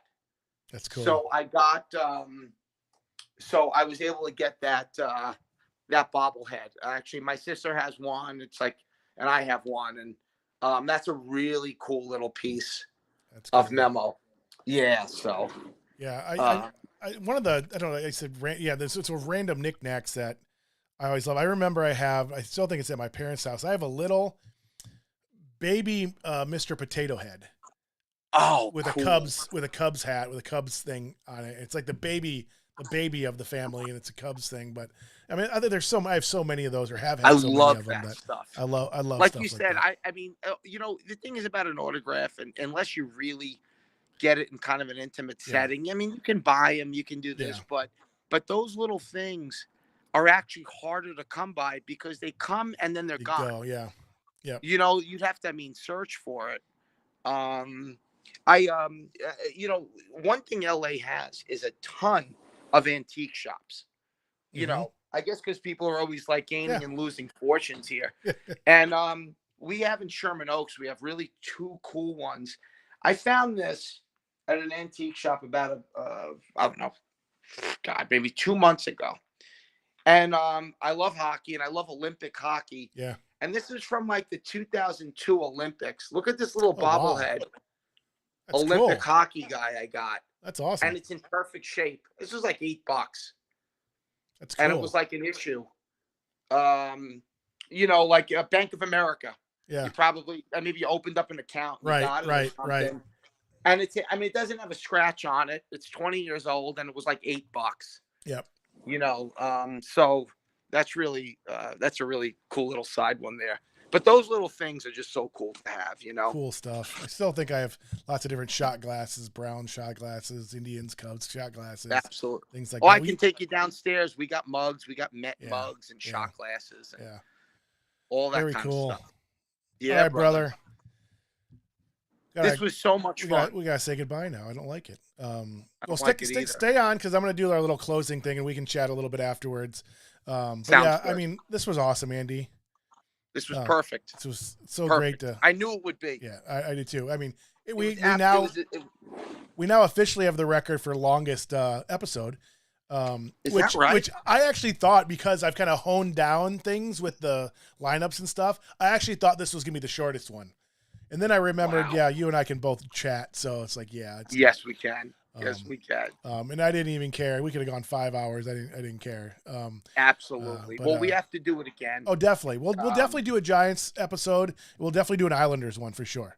Absolutely. So football. Well, I'll start doing some football ones around the draft. So April and then leading in the fall. I'll probably do some. Perfect. And probably the hockey ones.